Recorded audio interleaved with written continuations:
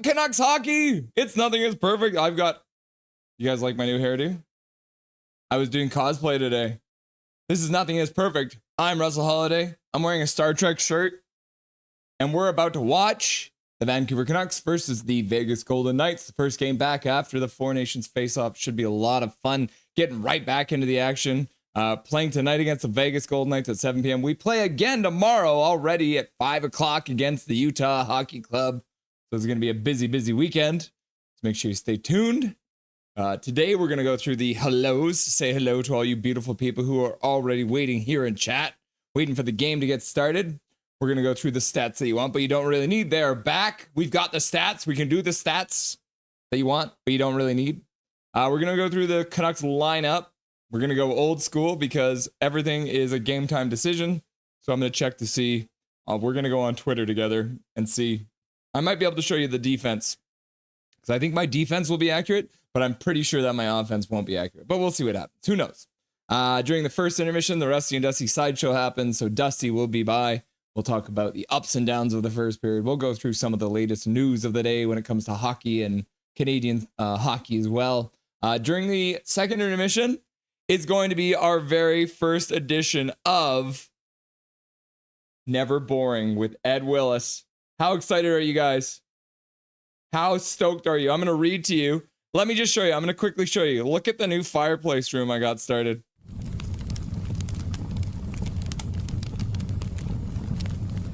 It's pretty sick, eh?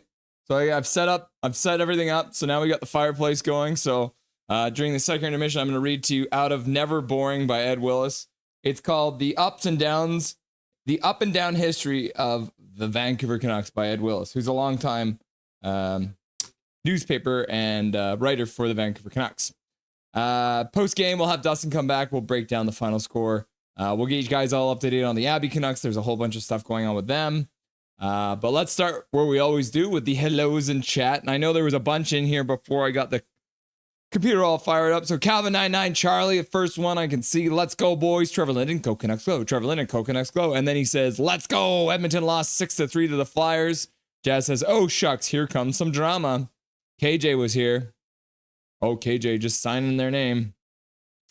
People's First Yukon. Hey, guys. Lanky32, so still no Quinn Hughes, and PD is a game time decision. Yep. KJ, damn. People's First Yukon. Who has Instagram? I have Instagram. KJ Brazy. This team is never 100% healthy. Yeah. So far this year, they have not been. People's First Yukon. Who has Instagram? I have Instagram. Lanky32. No team ever, really. And then Emmanuel Smith shows up and says, what's up? Go Canucks, go. Go Canucks, go. Plus, when you're next live, can you show the hockey game on the live? Unfortunately, I'm not allowed to show the hockey game on YouTube. It will be a copyright issue, and they would shut me down pretty much immediately, so you wouldn't be able to see it anyways, Emmanuel. So I am sorry. I won't be able to show you the game. Zach, let's go Leafs. Yeah, it looks like the Leafs just won their game, Zach, so you got your wish. But now you're a Canucks fan. KJ Brazy, he can't, Emmanuel. It's illegal. Yeah, illegal. He will get banned. Absolutely. Yeah, they'd shut me down right away. Connor Cahill in the chat. Winning this game would be a big gain on both leading teams in the Pacific Division and ensure a solid 5-point gap over the Flames and the wild card cutoff line. Yep. Huge game tonight. Obviously, Vegas is a team in the Pacific Division along with the Canucks, and so any chance we have to catch up to them in a 4-point game like tonight, that's the way we do it. Oh, by the way, I updated the picture. What do you guys think? I had the 2010 picture up there. Now we got the 2025 gold medal champions there. B, hey y'all. What's up, B? Welcome back. Notification gang. Hell yeah. Major copyright penalties would come from that. Yeah, absolutely. You're right, Lanky32. Welcome. Calvin99 Charlie. The Rangers got demolished by Buffalo 6-3. Laugh out loud. Poor Rangers. Welcome, Calvin. Connor Hill, annoyed at the fact that the momentum the team had been building was halted by the Four Nations. Beating the Leafs was a big surge for us. You don't know if the momentum's been halted yet, Connor. You are speaking too quickly because they may still have that momentum even after the Four Nations face off. So we'll see what happens. Connor Hill at Calvin99 Charlie. It was actually 8-2. Oh my gosh. The Rangers got beat 8-2 by Buffalo. That's wild. Shit, my bad. Still got demolished. Swear jar, swear jar, swear jar. Hatch. Connor Cahill. Oh, I know. Regardless, Miller left a ship that was barely staying above water and joined one that's straight up sinking like the Titanic. Yeah. Mike Torrance back in the chat. Good luck, Canucks. Go Canucks. Go. Welcome, Mike Torrance. Big Mac. Yo, what's shaking, everybody? Sup, Hachiko, says Big Mac. Snickers Etcher. Yo, what's shaking, everybody? Let's go, Canucks. I hope everyone's having a great night tonight. Welcome, Snickers Snatcher. Always good to have you, buddy. Hachiko. Calvin 99 Charlie. This part sounds as so much like Avenged Sevenfold. Yeah, it sure does. That's why I love that music. I think we need to update the starting soon video though. I think it's a little outdated, so that's on my to-do list. Mike Torrance, part of me wants to curse Petey. Arg. Why? He's already cursed, bro. You don't need to curse him. He's already cursed. Not anymore. Now it sounds like Metallica. Yeah, and I like Metallica too. Hachiko at Mike Torrance. He's already cursed as it is. Yeah, me and Hachiko on the same page. Connor Hill, speaking of sinking ships, I believe Bruins got beaten at home today. Hilarious. Hachiko, yep, Ducks just won right now. Russ looks nice today. I've got a collared shirt on, like if you can see it. That's the Enterprise there, right? You can see. Let's get all close up. See, you got the Enterprise and Deep Space Nine there. There's the Borg cube there. I got the Defiance right there. So yeah, I bought a Star Trek shirt. But I guess on that note, I should probably just show you guys a picture of me in full Star Trek outfit. So I'm gonna bring that up for you guys here, so you guys can see how I was dressed. And you guys have seen me. I'm pretty sure a lot of you have seen me in this outfit before, but let's give you guys a look anyways. Ha ha! Oh, it's so big. Oh my gosh. Okay, let's make it smaller. That's a high quality photo. Look at that. Look at me. I'm in space. I'm on a ship. Oh, you can see that I'm not. Okay, let's crop that out right there. Yeah, look at that. I'm on a ship. I'm in outer space. I'm the captain of the ship that I'm on. Woo! In orbit around some planet. Yeah, so there was that one. And then we have this one too, I believe is a different one. No, that's the same one. Let's try this one here. Yeah, and then I found another Star Trek nerd to hang out with. So this is why my hair is done the way that it is. Because I had to do my hair like I would if I was a Star Trek character. So here's me hanging out. I was at Fan Expo today. And I should also mention there's something else that I have added to, I should call it the arsenal. I have purchased my very own batleth. It's so big you can't even fit it on screen. Like I should have this, should this be in the bar behind me, right? Have you guys ever seen a batleth before? Okay, we're getting off track. All right, yes, I have a batleth now. I got a Star Trek shirt and I bought a batleth. So it's a Klingon weapon. Google it. This is what I'm going to use when the zombie apocalypse starts, okay? 3-2 loss OT for Bruins. Pessimistic Frank. Go Knights, go. Pessimistic Frank. Is that the white Power Ranger in your profile picture? That's amazing. Regardless of the fact that you're cheering for the Knights, oh no, it's not. I thought it was a Power Ranger. It looks like it's actually a football player. Oh no, I've got Power Rangers on the mind. Anyways, Pessimistic Frank, welcome to the stream. Even if you are cheering for the Knights, you are welcome here at Nothing is Perfect. Oh, hell nah. Emmanuel Smith, I like your new hairdo. Thank you. Connor Hill at Hachiko, a playoff series without the Bruins and the Rangers. Imagine that. Yeah. Can you imagine if both the Bruins and the Rangers missed the playoffs? The NHL will have a conniption. Two of their original 6 teams missing. Hachiko, Connor Hill, battle of the mid, church hair nice. Yes, this is very much, if I was still going to church as a young man, I would definitely have done my hair like this. I'm here, says Jazz.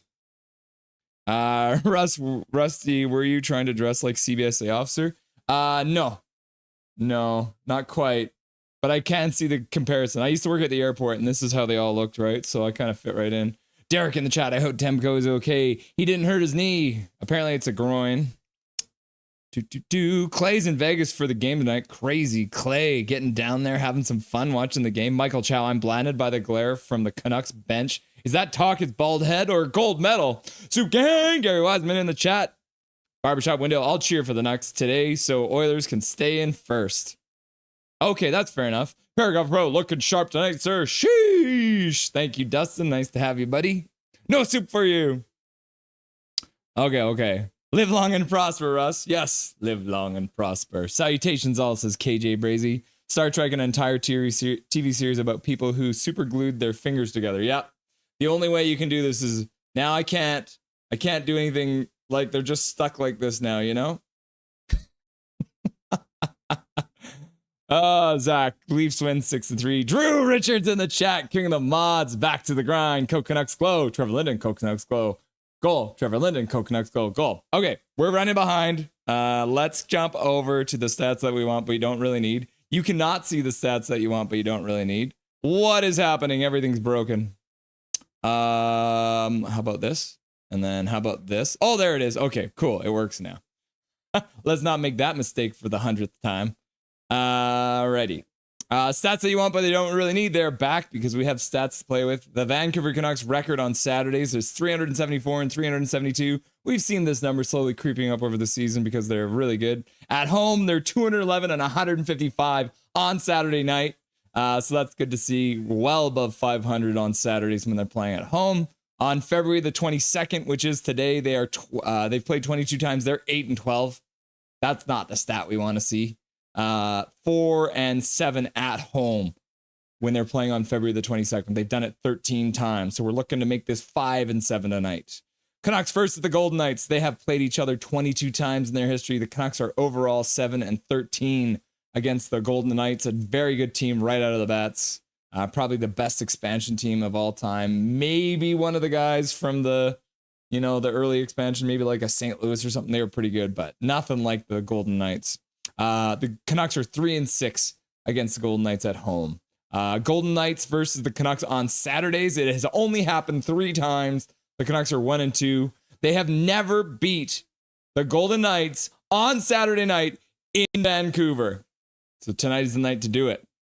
Canucks current leading scorer against the Vegas Golden Knights. It's one of the very few times we actually have a tie here. It's Besser and Pettersson, both with 7 goals in 17 games. So one of these guys may pull ahead. When we look at we'll pull up Twitter here in a minute, and we'll be able to see if Pettersson is in the lineup.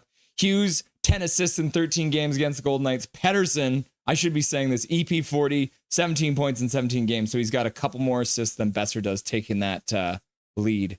Carlson for the Golden Knights has 8 goals in 21 games against the Canucks. Carlson also has 13 assists, so an overall 21 points against the Canucks in 21 games. I lied to you guys. I'm sorry. Dobby's not here right now. Dobby is still at daycare because we got back from Fan Expo late. So he will be here, but I apologize. I put Dobby in the thumbnail, and that's a lie, and I will admit that to you guys. Canucks versus Golden Knights. In the last 5 games, Filip Hronek is our leading scorer. It's a good thing and a bad thing, right? Like, we're happy that he's scoring, but we're also sad that he's our leading scorer. Jake DeBrusk, 2 goals in the last 5 games. Filip Hronek, 4 of those 5 points are assists in the last 5 games. Jack Eichel with 5 points, 3 goals in his last 5 games. And Shea Theodore, who will not be playing tonight as he got injured at the Four Nations face-off. He's got 3 assists in the last 5 games, but like I said, he won't be playing. Canucks last played Vegas all the way back on December 19th, losing 3-1. They took a 1-0 lead in the first period, and then slowly Vegas chipped away, ended up scoring an empty netter. So it was more like a 2-1 game, but it was a very well-fought game by both sides. Could have gone either way. So it should be interesting to see with this new look Canucks how they'll shake out against the Golden Knights. Team stats-wise, the Canucks are 13th on the power play, almost 23%. The Vegas Golden Knights do not take penalties against these boys. They're 28%, third best in the whole league. 11th on the penalty kill for the Canucks, almost 81%. 21st, so that's something that actually surprises me. They're not as good as the Canucks. Canucks are almost a top 10 team on the penalty kill. Vegas is 21st, so that should be interesting. Face-off wise, the Canucks are 21st. Vegas is 13th. Goals for the Canucks are still not cracking that 3 per game mark. They got to start scoring. 24th in the league at 2.8. Vegas scores a lot of goals, 3.29, 5th in the whole league. And then goals against, they're very good too, 7th in the league. 16th for the Canucks with 3 goals exactly. Canucks in their last 10 games have been doing really, really well, actually. It's been surprising. 6-3-1, coming off that big win over Toronto just before the break. The Golden Knights are 4-3-3, so coming in about 500, but they are coming in on 2-game win streak, and there is the gap, like we said. So let's actually, I'm just going to straight up pull up Twitter right now for you guys because I do not know what the lineup is, but we'll have a look on Brendan Batchelor because he usually is pretty good for posting this. Apparently not. Brendan Batchelor has not. Okay, here it is. Okay, yeah. So it looks like EP40 is in. Okay, never mind. You guys never saw that. We can confirm that, in fact, my my lineup is accurate. So let's just show you that one. So is this actually going to work, though? Oh, no, I broke it. Okay, I got to do this manually. Hang on a second here. I broke it because I had it set up for the Canada game. So let's quickly go over here. Go over here, and then we'll just go like this. All right, so the starting lineup for your Vancouver Canucks, you're going to have Pettersson in with DeBrusk and Garland on the top line. You're going to have Brock Besser, Philip Chychrun, and Drew O'Connor on the second line. The third line is going to be P.S. Suter, Kiefer Sherwood, and... No, this is all wrong. This is all a lie. I'm lying to you guys. That is inaccurate. Let's hop back over to the Twitter, shall we? Batch. Okay, so this, I was lying to you guys. I'm sorry. I'm lying right to your faces. Okay, so the forwards are DeBrusk, Pettersson, and Sherwood on the top line. O'Connor, Chychrun, and Besser on the second line. Joshua and Garland are playing together, which is nice. They got Suter at center, and then Amon, the two Neils. Niels playing with Bluger. And then I do actually have the defense is actually correct. So let's actually hop over and see that. Oh, no, it's not. It's correct, but I have the Demko in there. Marcus Pettersson, Tyler Myers playing together. And then you've got Forbort and Philip Hronik playing together. And then we got DPD playing together with Carson Soucy. And then we've got Kevin Lankinen starting in net tonight. So I will have the lineup stuff fixed for tomorrow for you guys. Let's hop back into chat. It looks like we're almost getting started here. You guys are chatting up a storm in here too. At KJ Brazy, at Jazz. Oh my God, a batleth. Yes, I have a batleth.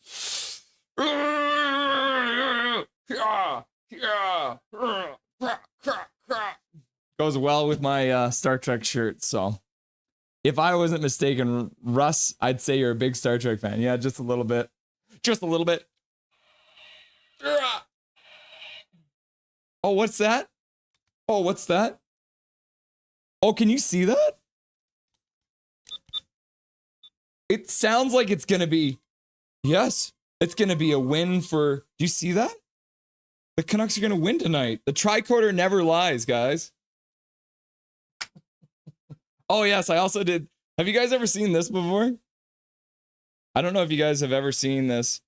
This is a comic book guy that I saw today. He was at Fan Expo today. It's Captain Canuck. So this is a super old comic, but he was actually there. And it's funny because I actually already have his comic, which is Captain Canuck, but it's actually already signed by Richard Comley, who's the author of this. So he was there, so I got to see him, which was pretty cool. This is a super old, yeah, this is literally from 1975. This is the very first copy. All right, 35 cents, and it's signed by the author. So Captain Canuck, guys. That was the other thing I got to see at Fan Expo today, which was lots of fun. Derek Wang, when Demko comes back, he should not be used all games. Lankinen can be used for some games. Yes, I agree. Me and Dustin have been talking about this. I really think we need to get to a point where they go Allmark, Swayman kind of style like Boston did, where it's just like one back and forth, right? That's what I'm. Oh, my FG. OMFG. That shirt is absolutely glorious. Thank you, buddy. Isn't it? It's got all the ships on there.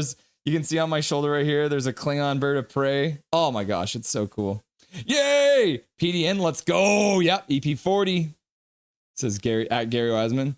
Hachigo, incoming 0-point night for EP40. Let's go. 0.5 night. -1 point night. Mike Torrance, great one. Shot game coming up. 0.5. -0.5. What is all that? Muhammad in the chat. Hello, Russell and everyone. Is Quinn playing? No, Calvin Quinn is not playing tonight, unfortunately. And there's Kevin Lankinen, your starter for the Vancouver Canucks. We'll be talking about his big contract he just signed with the Canucks in the first intermission. in the Rusty and Dusty Sideshow when we had got Dustin on the air. Hi, hello, Mohammed, said Hachiko. Hachiko at Calvin99Charlie. No, you're so negative, Hachiko. Mohammed, oh, that's a joke because Hachiko is saying negative 0.5. La la la la la la la la. Mohammed, hope you guys are doing well. I'm doing well, Mohammed. I hope you're doing well, buddy. First period about to get underway. Back at it, kids. Here we go. Underway. I'll give you guys a countdown when the 55, 54, 53, 52, 51, 50, 49, 48, 47, 46, 45, 44, 43, 42, 41. I propose a toast to evil. How'd you go at Big Hog Hockey? I'm a hater at heart. Vegas in on the forecheck. Hronik whips it around the boards. Besser can't get to it. Forbert puts it up the boards. Besser to the middle. Hronik skates it out to center ice and dumps it into the Vegas Golden Knights zone. Why? How are you, Mohammed, says Hachiko. Power Golf Pro. I love getting you PD haters going. He he. Oh, hand pass. That's it. I'm gaming. Canucks glow. Canucks glow. Canucks glow. Canucks glow. Canucks glow. Canucks glow. You're gonna multitask, eh, Calvin? Hello, Hachiko, says Mohammed. At Paragraph Pro. It's reverse psychology. It's a road game. Oh, we're playing. I did those whole stats we didn't need. And I did them like they were playing at home. Hachiko, if we say PD will be bad, maybe he will be good. Yeah. Reverse psychology. Dobby daycare is late. Yeah, so he actually stayed overnight last night because we went out to Vancouver and stayed in a hotel close to the Vancouver Convention Center where they're holding the Fan Expo. And then we didn't get back in time to pick him up. You can only pick them up at 6 o'clock or before 6. So we weren't back in time to get him and then get here to do this stream. Big Hog. Okay, PD will be awful tonight. PD will score 300 own goals. Oh my gosh. No shots yet. 18-19 left to go in the first period. Don't be surprised, people, if this is a little bit of a scrappy, sloppy game to start. Might be very high scoring too.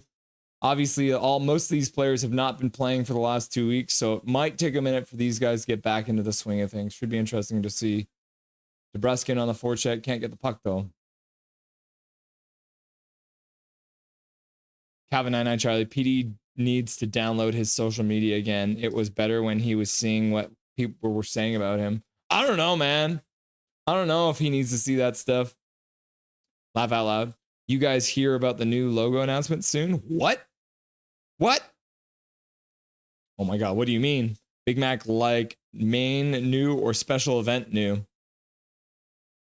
3 shots in that sequence there. Lankinen shutting the door, though.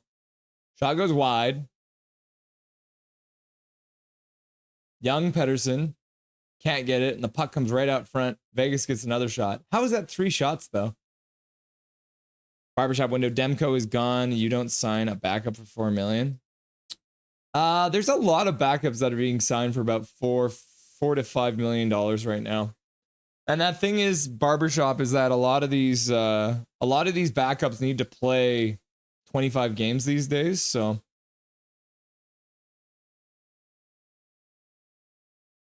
Bluger in front to Hoglander. He gets a stick lifted at the last second. Another block. Good sticks by Vegas and a block there too. So yeah, there it is. So it's only 2 shots. They gave Vegas 3 for a second. New logo entirely. What? When did they announce that, Big Mac? Canucks glow. Canucks glow. Canucks glow, says Mohammed. Michael Chow. Big Mac 1330. Oh, I know they unveiled the new Indigenous Night logo recently. Yeah, that one was cool.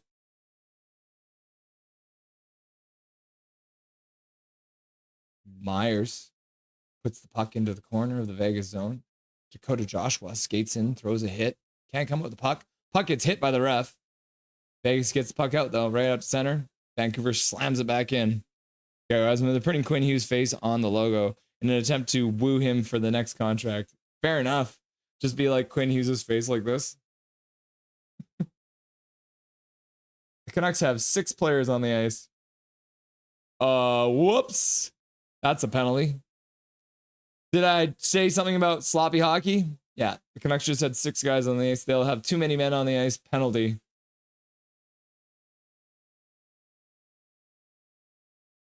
Ogdenlader tries to throw a hit, only ends up clipping the guy's leg.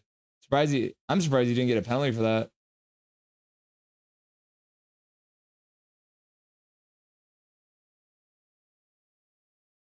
Yeah, what the heck? There's like 6. It's not even like there was like a mix up at the bench. Learn the rules, Drew. You're absolutely right. You need to learn the rules for that. Too many men. Hachiko, what's your source? Orca Boy? Yeah, can you imagine? It'll be like an orca. It'll be like Finn. Source. New Canucks logo. We stand on guard. At Big Hog Hockey, new Canucks logo. Russ is going to kill himself with that. Nah, bro.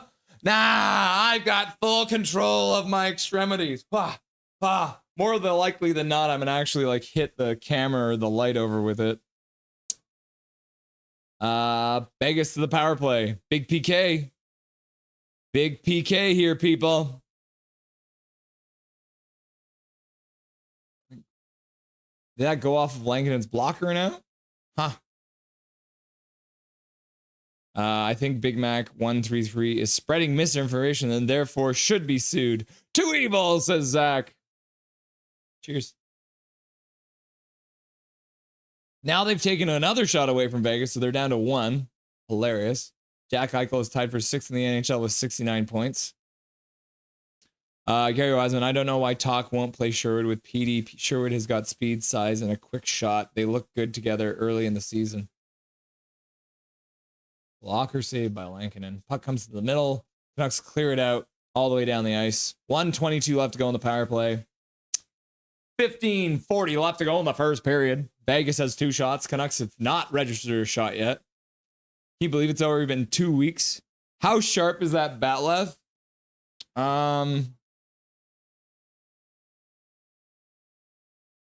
There are parts that are sharp. Like you can see you see this part right here? This part is sharp, but this part right here is not sharp.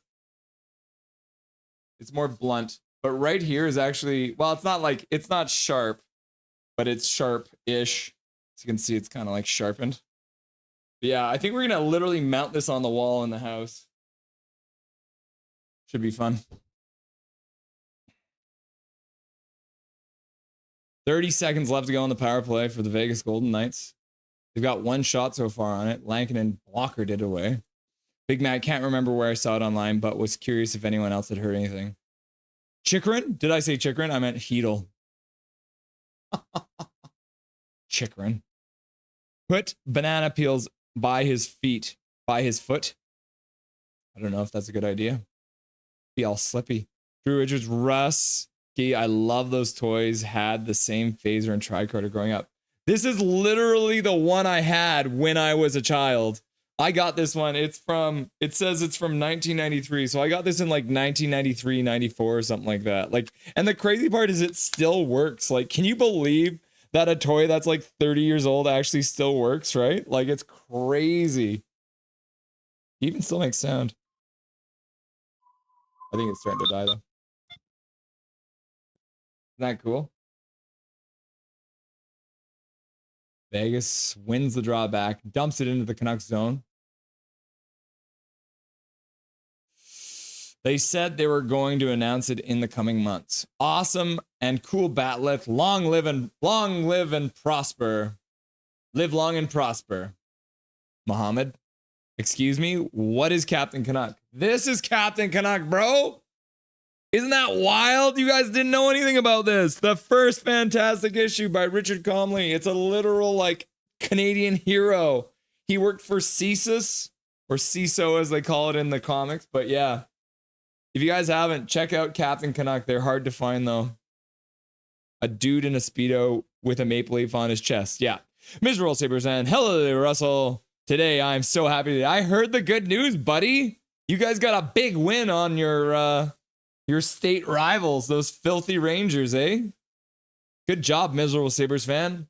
Not so miserable today, are ya? But don't worry, your team will let you down again. Just like the Canucks will once again let us down. And that's why we get along, miserable Sabres fan. Derek, I remember during the Leafs game, they should have started Lankinen and rested Demko because that is a way that both goalies can stay healthy. Accurate, sir. You're a smart man, Derek. Pachico, miserable Sabres fan. Congrats on 8-2. Yep. Got the Nils line out. Lankinen makes a save through a crowd with the glove. Third shot of the game for the Vegas Golden Knights. Gary Rasmussen, not so miserable today. Yep. Big Mac. Did that guy have a pistol grip on his stick at the end? It's possible. People do weird stuff with their sticks. Calvin 99 Charlie, why haven't they made a movie about Vimy Ridge or a movie about the guy who took over that town? Vimy Ridge. There's got to be a movie about Vimy Ridge, eh? For once. Too evil, says Big Mac. Too evil.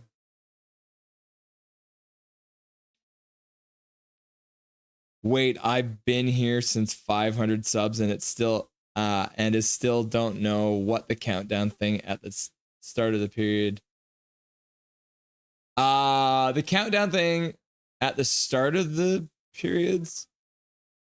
So like the video that I play before I go live.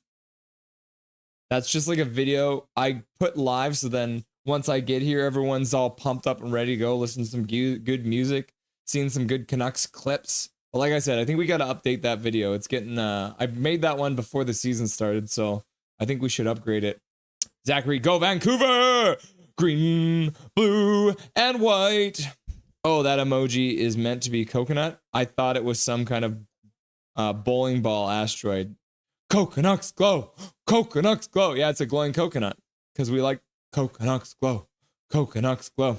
Man, I forgot about the what alcohol tastes like. Been about 2.5 years. Been about 2 or 3 months for cigarettes. Let's go. Yeah, keep it up, Calvin.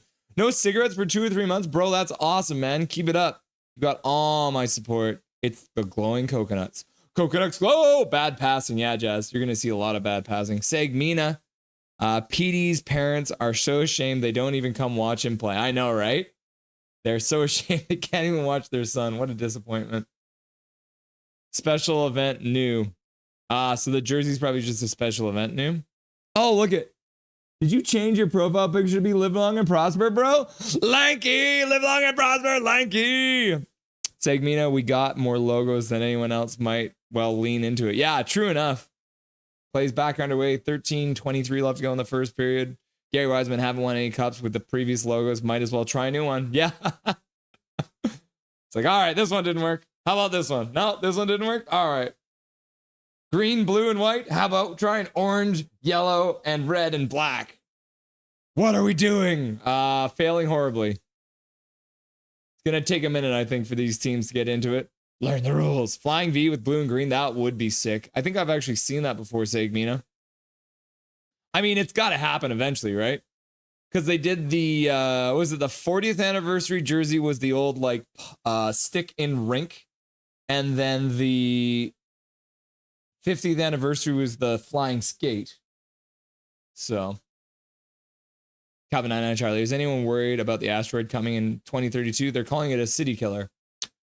Calvin, do you know why they call it a city killer? Because it would have enough destructive power to kill a city, but it is not a planet killer, which is what would be very terrifying. However, NASA did recently change the percentage chance of it hitting Earth to like below 1%. So, but obviously once that asteroid was discovered, they had all of our most sophisticated technology monitoring its path so they can estimate where it will actually pass by Earth. So I have heard about it, but it does sound like they're downgrading it as a threat for now. For now. Charlie, let's let it hit. Janias, I knew the Oilers were going to spin on their oil today and tomorrow, so I beg of you to win in regulation. Hate to say it, go Canucks. We got all these Oiler fans showing up wanting us to beat the Vegas Golden Knights. Oh, Brock Besser with a good chance in front. Puck goes right through the crease again. Canucks actually get, I don't even know if that count as a shot. It might even have gone wide. Okay, they're giving it to them for now. But we know how shots are being counted this year. I like how I like when there's too many men. What? We are doing pretty bad. Yeah. I think you just like men in general, says Chico. Gary's just laughing and crying. No, says Big Hog. Oh, yeah, blocked in front. Oh, yeah, so he did get the shot on net. So DPD takes a shot, and then it looked like, was that Besser in front, took a shot, and then Aiden Hill made a save with the toe. Calvin 99 Charlie, I hope Trump is in the city when it hits, giving a speech on why it won't hit that city. I agree. Michael Chow, there is no such thing as an international holiday, but that would be pretty much be it. Yeah. Nothing is perfect. It's so sick. I love it. Exact replica of Worf's. I believe so. Yeah, I think that's what they were going for, right? Because you can see like the grip and everything has got that similar kind of texture that he did. But yeah, it's pretty sick. I was very happy when I saw it because I've been to the Fan Expo last year too, and they didn't have it. And we've seen a couple different, like, you know,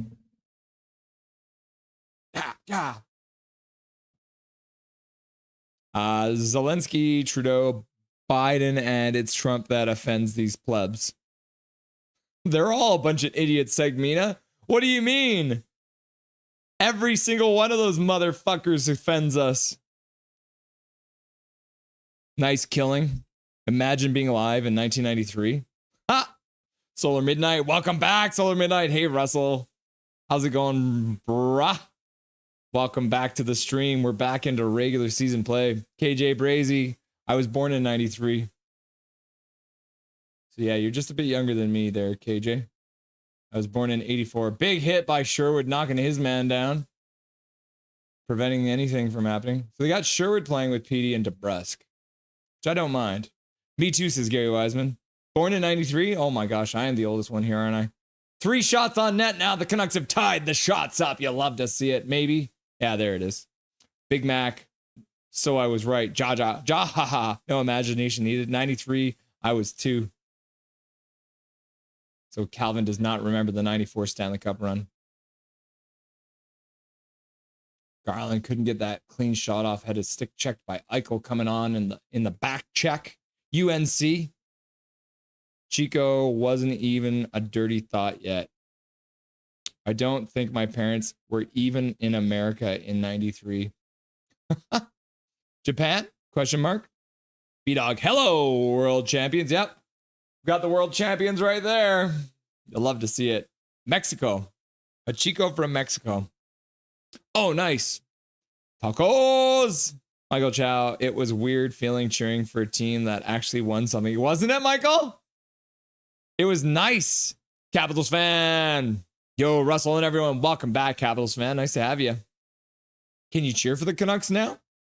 You can cheer for us, right? Makes sense. Welcome back to the stream, Capitals. Always good to have you. How did the Capitals do today? Did they win? Burrito. Hello, Capitals fans. This is Chico. There's probably a made-for-TV movie about Vimy. I bet you, yeah, KJ, you're probably true. CBC has got to have produced a movie about Vimy Ridge, right? Lanky32, Vancouver Canucks at Canucks celebrating the link between hashtag Canucks and the territory in which we play, introducing the year's first Nations celebration logo designed and described by Coast Salish artist Cole Sparrow Crawford. Join us on March 5th for our first Nations celebration game presented by Rogers. Cool. Bowling ball asteroids. Yeah, we don't want them to actually hit us. Big Hog Russell, I would love to help you with the intro. You want to help me with the intro? Bro. You have been doing I have been enjoying Big Hog's videos. If you guys haven't subbed to Big Hog yet, make sure you go and sub to his channel. He's been doing some pretty cool videos, doing some summaries of the Four Nations face-off. He'll be doing Canucks games too, I believe. Mike Torrance, 7 minutes in nothing shot. Sigh. Yeah. Okay, we have got it tied up now. I'm a bit behind. Big Hog, forget that intro. Become the new nothing host instead. What the heck? Go Canucks glow. Go Canucks glow. Go Canucks glow.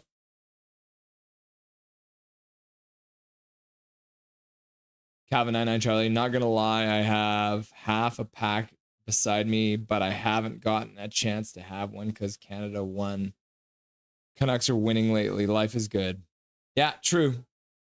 And then, Calvin, that's the thing. If you literally have cigarettes beside you and you are not smoking, that shows even greater strength than what I'd probably be capable of. Go, bowling ball asteroids. Go. No. A miserable Sabres fan. I am already loving the Rangers fans' meltdown. Yep. Not much, just chilling and happy on Columbus Blue Jacket win today and grinning as we soon passing diehard team. Laugh out loud, nothing is perfect. Yeah. Where's diehard when you need him to rub it in? We did win. Crosby came back. Then we light up the Penguins 8-3. Yeah, our rivals, those dirty Penguins. You love to see it. Good job, Capitals. Another penalty for the Canucks. It was another too many men, wasn't it? Lankinen with a glove save. He makes it look so easy. That's too many men calls.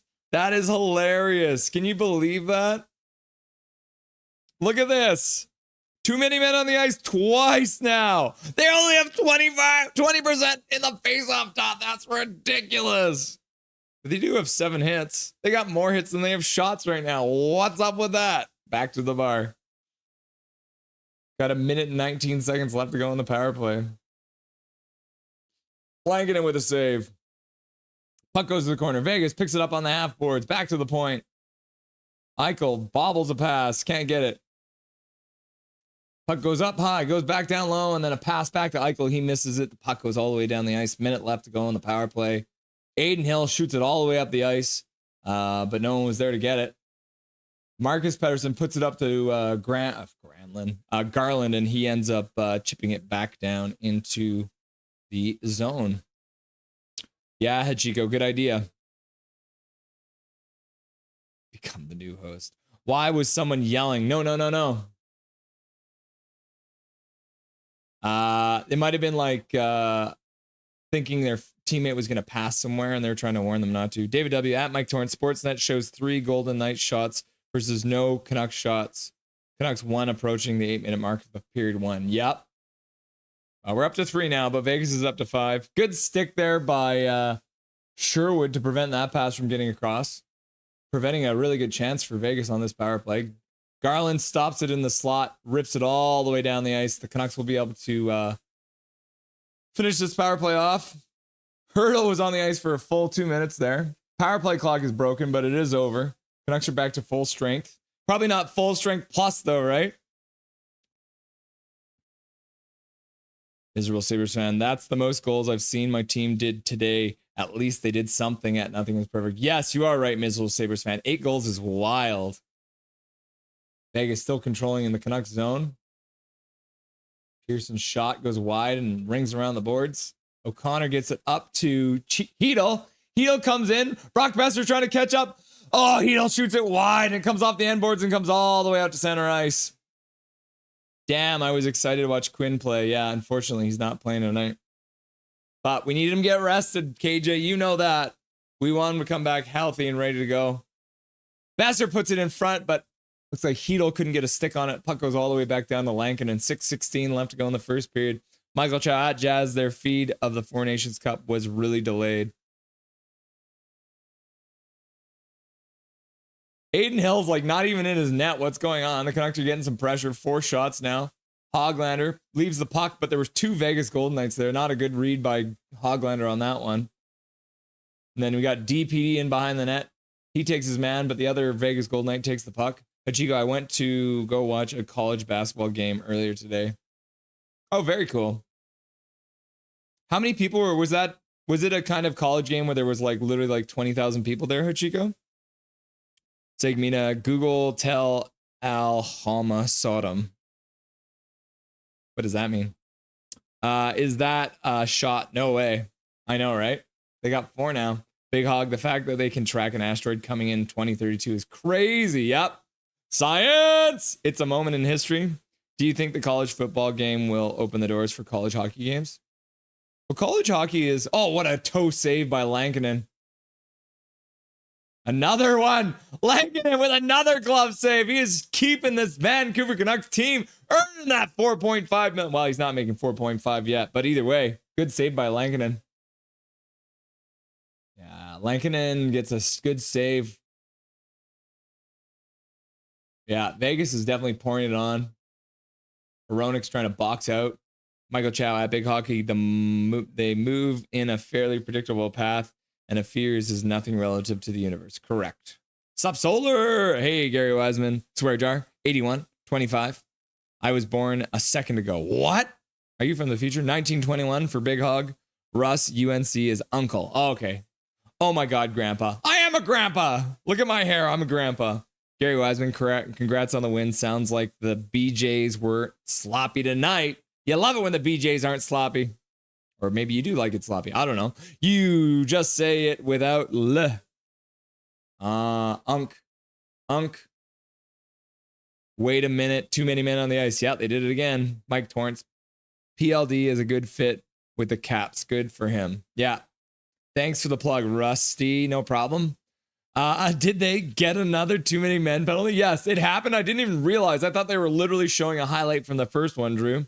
Learn the rules, learn the rules, learn the rules. David W., I count at least two too many men penalties slapped on the Canucks just in this period. Seems the Nucks have been sloppy in their line changes in this game so far. Correct. Michael Jow. Canucks are itching to get the start to the second half that they can't wait to jump over the boards. Yep. Toggett is still drunk from the Four Nations celebrations. Yeah, he's been drinking ever since. Great save, Lankinen. How, says Jazz. Scrofford just subbed to Big Hog. Thank you, Scrofford, and welcome back to chat. Nice to have you, Scrofford. Thanks, Scrofford. I subbed back. Great win, Sabres fan over the Rangers. Calvin 99 Charlie likes it. Solar Midnight. Shh, don't tell him he should not know. Laugh out loud. Okay, I'll keep it. It'll be our little secret. Connor Cahill.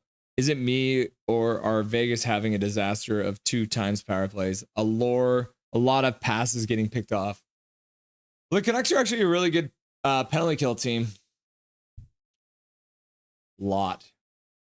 Yeah, the Canucks are a good penalty kill team. But I mean, it's the same thing for Vegas. Despite the fact that they are pretty much playing better than the Canucks right now, they are definitely going to be rusty as well.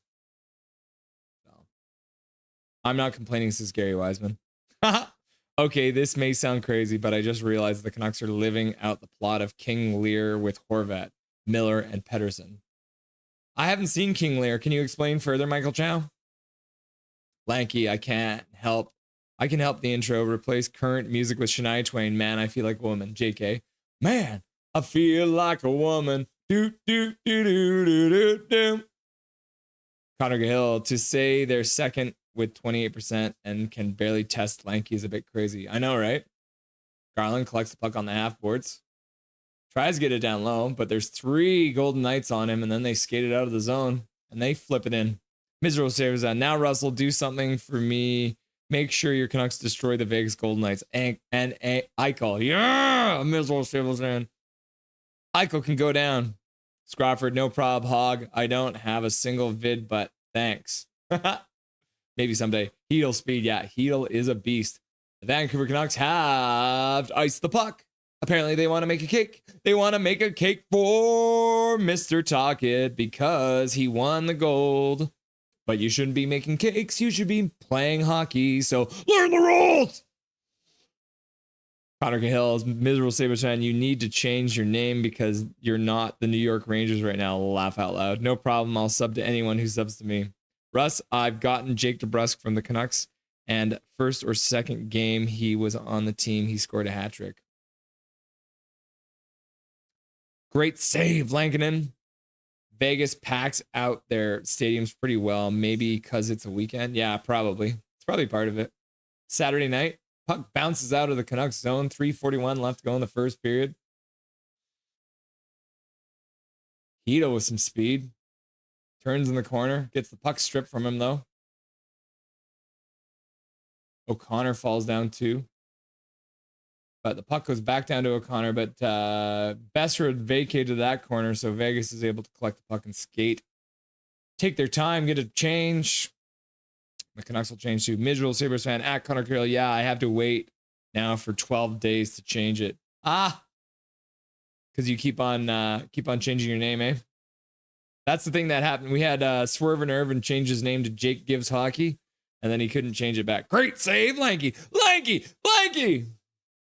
Lankinen earning his new contract, and it hasn't even started yet. Michael Chow, you're right. It's a tourist attraction too, Gary. Rome in the chat. Hello, everyone. Hello, Rome. Welcome back. Yeah, that's true. Blanky! Russ isn't a grandpa until his pants are pulled up to his belly button. Don't tempt me. Sounds like a challenge. At Nothing is Perfect, it was probably less than 1,000. It was between my state university and a remote, tiny university that I also attend for my first years. Okay, so it was another situation where no matter who won, you won. But at least even 1,000 people showing up for a college basketball game, like you wouldn't get that here in Canada, probably. Connor Hill, lanky looks more of a bargain than Shiesty and Sway combined. Yep. Let's go Leafs, says, you're not cheering for the Leafs though, Zach. You're in a Canucks stream. Yeah, I'll eat this contract for 5 years and be happy. Gary Wiseman, that's an interesting diet, Mike. What did you have for breakfast this morning? I ate Kevin Lankinen's contract. Segmina, Dr. Richard Collins is charged of evacuation of Tel Al Haman. It is the site of Sodom, a large city struck by a meteorite. Actually, 7 cities of the plane. Oh, that's cool. Dr. Richard Collins in charge of evacuation of Tel Al Hammam. Cool. So it was actually a city that got hit by a meteorite. That's crazy. Another computer. Hey, did you feel it quick the other day? No, I didn't. I was at work and I was running around. I didn't feel a thing. I have never felt an earthquake in BC. Knock on wood. Or in my life. I've never felt one. Knock on wood. Gary Wiseman. Oh, yeah, I heard about the earthquake. What was it like for you guys? Let's Vancouver. I didn't feel it. Apparently, some other people I know felt it. Zorro Rosario. Greetings, Russell, in chat room. Die Hard. What's up, Zorro Rosario? Nice to have you. My wife's favorite member of chat, Zorro Rosario. I'm sorry, everyone else.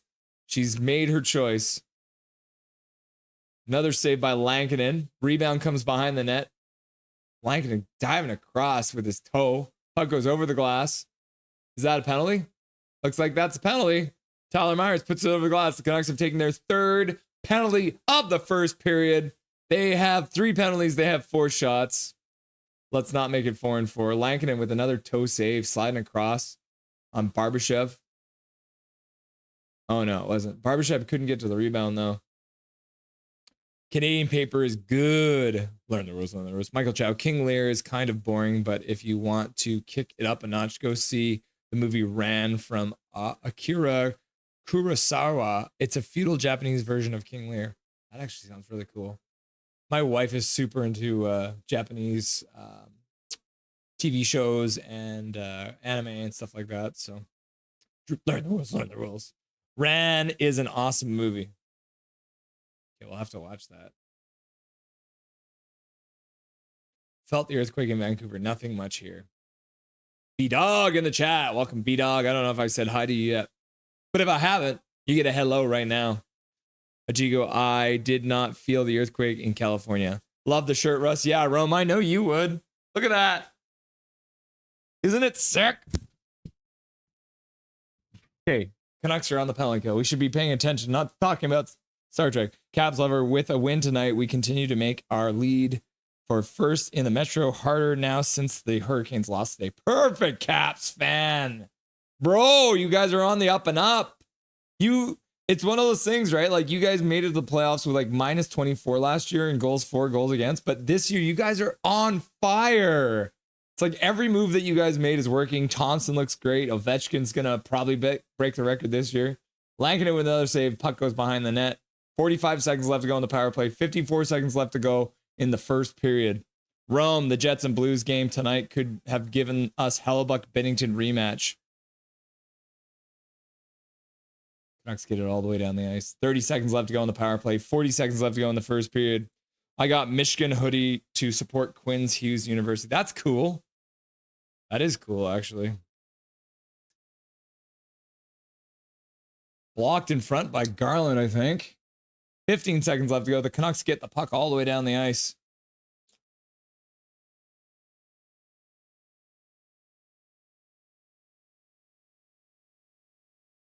$14 seconds left to go in the period. Power play's over. 10 seconds left to go in the first period. But Oh, good back check by Tyler Myers. Canucks shoot the puck down all the way onto the goalie. No icing. Look at that. Wow. The day after he signs his big contract and Kevin Lankinen keeps his team in, we're in the first intermission. Jake, hey guy. Hey at Jake's Take Hockey. What? Goodbye, guy. Jake. That was a quick delete, Jake. Earthquakes are so fun to experience. Jake's Takes Hockey, Gary Wiseman. I didn't delete anything. I deleted Jake's comment. He. Ah. Oh, yeah, okay. All right.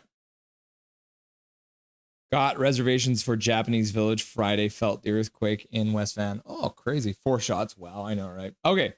Let's get Dustin on the line, shall we? I think that's a good idea.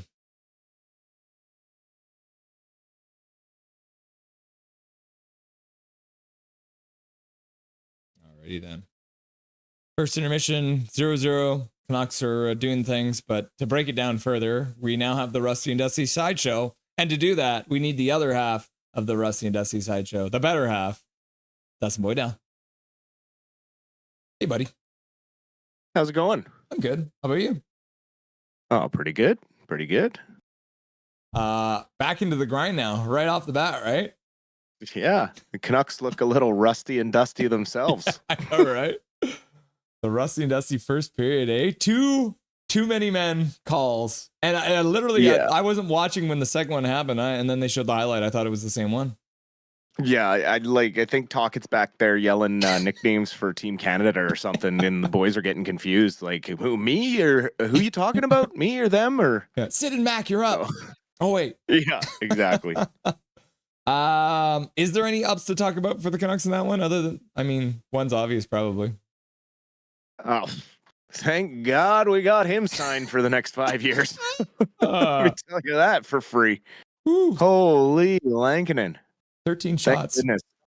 You know what? Hedl looked all right. Tried to generate some rushes. Unfortunately, Besser was kind of caught behind the play on that one. Looked like we maybe could have got a 2-on-1, but Hedl was a few steps ahead of him, and Besser's obviously not going to catch up. He's not the fleetest of foot, but he tried his best. Did you see what speed he hit, though?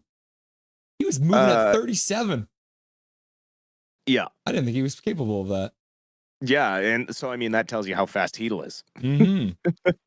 And hell of a back check for an injured Petey on Eichel there. Yep. To kind of disrupt the pass just enough. Like you could see him waiting to time the tap on the stick, and help break up that 2-on-1 chance. But my God, we got to clean up the penalties. You're flirting with disaster against Vegas when you're doing that. And we got to start getting the play down in the other end of the ice. But when you take 3 minor penalties in the first period, the majority of the play is going to be in your end. So not entirely surprising that the shots are 13-5, but thank goodness for Lankinen, because it could be, 2-3-0 right now. I'm going to call the 3 penalties in the first period an up, because that means that there's going to be a makeup call at some point. And you got to think the next call is going to go in the Canucks' favor. And, maybe they can make something of it. You would hope that, but I mean, how do you make a makeup call for those 3 penalties? Like, it's not like there was a hooking and a couple of high stickings and like stuff going the other way. It's like, nope, you guys got 6 people out here. Sorry. And you shot that one over the glass. It's like, you can't even, like, Vegas hasn't really done anything to warrant a penalty against them. Like, it's been a pretty clean game other than the 3 boneheaded moves that the Canucks made. Yeah, absolutely. Yeah, I mean, and like Tyler Myers, just, kind of a panic play, not really into the flow of things, probably still just a step behind with the break and right over the glass. It's going to get called every time. He had a couple of moments even before that where it's rusty. I mean, he was the cause of the very first too many men penalty as well by not changing. He decided to just stay out there. And so that's definitely signs of rust, some communication issues. Holy, do we need a centerman that can win a faceoff? Mm-hmm. That we got absolutely torched. Sub 20% there. You look at that and you're like, oh, is that how many shots on goal? Nope, that's the faceoff percentage. They would be happy with 17 shots on goal, but yeah, 17.6% in the faceoff dot in the first period. I think that is the worst total I've seen ever in this entire Yeah, time we've been streaming. You're not going to control a lot of the play when that's happening. So there's a lot for the coaches to go in and talk about in the intermission, because they owe it to Lankinen to come out with a little bit of fire in the second period here. Yeah. The other up I'll give up is that they didn't give up a goal.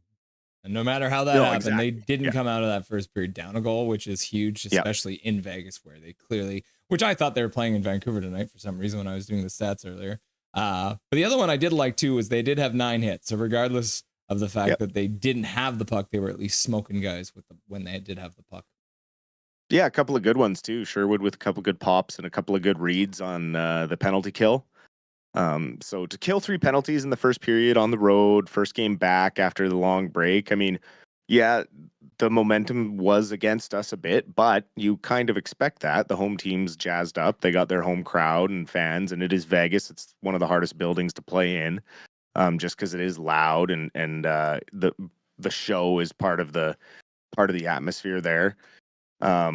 So it's stuff that you can, use to build momentum coming out of the locker room and say, hey, we're still tie game. Like, we get the first one. This is a very different game. Doesn't matter. It's shots 13-5.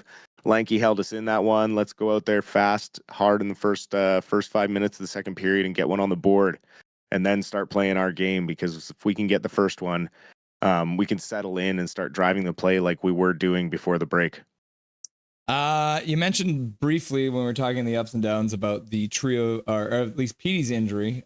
He was listed as a day-to-day game time decision. He is playing tonight. One of 3 players that is currently dealing with something on the Canucks. Well, I mean, there's probably more, but the 3 that are publicly dealing with something. Let's start with Petey then. What are you thinking? What is his limitations going to be? Are we just pushing him too far? Should he be sitting? Like, what are you thinking about Petey right now with his knee? It's tough because tendonitis is a funny thing. It can flare up, it can go away, it can change with the weather. Katie, my partner, has an issue in her shoulder, and some days she's brought to tears just for no reason whatsoever. It's just that much pain. So he's likely doing cortisone shots or different things, physiotherapy. He's probably doing all sorts of stuff. There were pictures of him icing his knee in between periods during the Four Nations. It was nice to see that speed going straight ahead. I think it hurts him more when he's cutting. I noticed it early in the season and then late last season when he plants on the right leg. When he tries to plant or brace himself on it, that's when it looks like it hurts. So I'm thinking it's like a side ligament or something like that. And straight ahead doesn't seem to hinder him as much. So maybe there's a little to that situation. And if we weren't in a playoff spot, part of me wonders if they shut him down for the season and then get him healthy and let him have a proper off season. Because we did hear recently from his agent how he didn't get to train this off season. And yes, he did come into camp out of shape and not in the shape that he wanted to be in. Like, he's been transparent about all of that stuff. He's not denying any of the struggles. That's the thing. He's not sitting there saying, hey, I'm doing great. Like, he's saying, it's a process. I'm working hard to get back. I'm frustrated. But he wants to do it. So, we'll see how far this injury goes. We'll see if he comes out a little bit lame in the second period after that hard back check. But yeah, it's clearly been an issue for the entire season. But now it's a little more obvious now that some cameras caught him icing it during the Four Nations. And then the last game of the Four Nations, he only played 2 shifts in the third period, only had about 9 minutes of ice time. A lot of people thought it was like play related, but I mean, it's the Four Nations. No one's getting benched in the Four Nations Cup. Like, yeah. Just to be clear, the only reason you're not playing in that tournament is if you're ailing. So right. Wasn't entirely surprising. Quinn Hughes not playing tonight. Yep. Do you think is part of this maybe them? Is he not ready to go, or are they like, okay, we have to make it very clear that he could not have played for the USA? could be a little of playing chess in the public eye, but I do think he probably was pushing it a little hard to go. So I think it's a little of both. I think he's very close to being ready, but it's also he's your star guy, so you don't want to rush him into a situation when, we're in an okay spot right now. If we get 2 points out of this game, or say we get 2 out of 4 points this weekend, then Hughes can come back after this back to back, and we're still in an okay spot. He gets a couple extra days of rest, and maybe he comes back and that wrist is healthy as well. He's taking full practices, right? So he shed the non-contact jersey, and he's in a regular jersey. So I would expect he's very close to getting back in. But they obviously want to be careful, because if we do get into a playoff run here, we want Quinn as healthy as he possibly can be within a NHL season, which, he may not get to 100% in this time off, but even 95% Quinn Hughes is going to be a hell of a player, right? So you got to obviously keep him off the ice as long as you can, but he's going to want to get back in that lineup the second he gets the okay from the doctors. Yeah. So the next topic relates to the previous topic. Kevin Lankinen signed a deal. Do you think that has anything to do with Thatcher Demko's status currently? Well, yeah. I mean, Dempo's had a very tumultuous season when it comes to his injury. It's like he starts to get on a run, starts to get some confidence, and then he's injured again. It's been 3 times now he's tried to get back in the lineup and has exited with some sort of flare up or different injury. First it was back spasms, now it's a groin. Is it just a bad luck season, or is maybe his body shutting down on him and he might just unfortunately have a short career because of some health issues? Luckily, Lankinen is locked up now for 5 years with some very, very tidy work by Alvin to get that done. Lankinen talked about it. His agent was on a show and talked about how no one wanted him in the summer, and it came right down to the Canucks, and they had some very good talks and negotiation, and so they were willing to have really patient negotiation with the Canucks, and I think they left a lot of money on the table with him taking $4.5 million. I mean, if he goes to July 1st, you got to think a team's throwing $6 million at Kevin Lankinen to be their starting goalie. There's plenty of teams that would take him in the blink of an eye. Mm-hmm. So it was just very good work to have him locked up. We now have him and Demko next year again. If Demko struggles, then at least we have some security in the net. He has no movement clause for the first 2 years, I believe, and then the final 3 years is a 15 team. But I mean, very, very manageable contract. Have absolutely no issues with the 2 years of no movement. He has for sure earned this extension with his play this year. I mean, this was not supposed to be the ask for Kevin Lankinen. I mean, he was signed this season to be the backup to Artur Shilovs until Demko returned. And now he's the bona fide starter, and even questioning when Demko comes back if he gives up the net. That's absolutely incredible. So I've been very pleased that we got him locked up, and look forward to seeing him in more games in the future. Let the chef cook. Canadian wrap up. So there's a couple things I wanted to chat about with you about just to wrap up Team Canada, Four Nations face off. Canada wins it. The first thing I wanted to talk about was John Cooper's speech after the game. And he said, Canada needed a win. Mm-hmm. What does that mean for you? I think there's just so much that has happened for Canada. I mean, even without the political issues in the United States, we have our own political issues up here. I mean, Trudeau has resigned. Parliament hasn't been operating. There's just been so much that's kind of been happening up here. We're kind of in limbo with our government. We don't really know what's going to happen. We don't know who's going to be the leader of Liberals. There's all sorts of questions. And so, to feel like you're under attack by a troll who who just thinks he can say whatever he wants, and you don't really have a leader at that time, it's a little bit scary, right? And you feel intimidated, and when they start to throw the 51st state talk out there and things, it's like, no, guys, like, come on, like we are still a country, like we are here. It just was so important. It just meant so much more than a hockey game. Like that goal meant so much more to Canadians than Americans. And you go on the internet afterwards and you see the Americans complaining about it. It's like, oh, Canada circles this game on their calendar every year. And it's like, this game isn't played every year. This was the first time it was played. And it just shows you how much they just kind of glom on to the media and that, and how much of it was raw American arrogance and banter.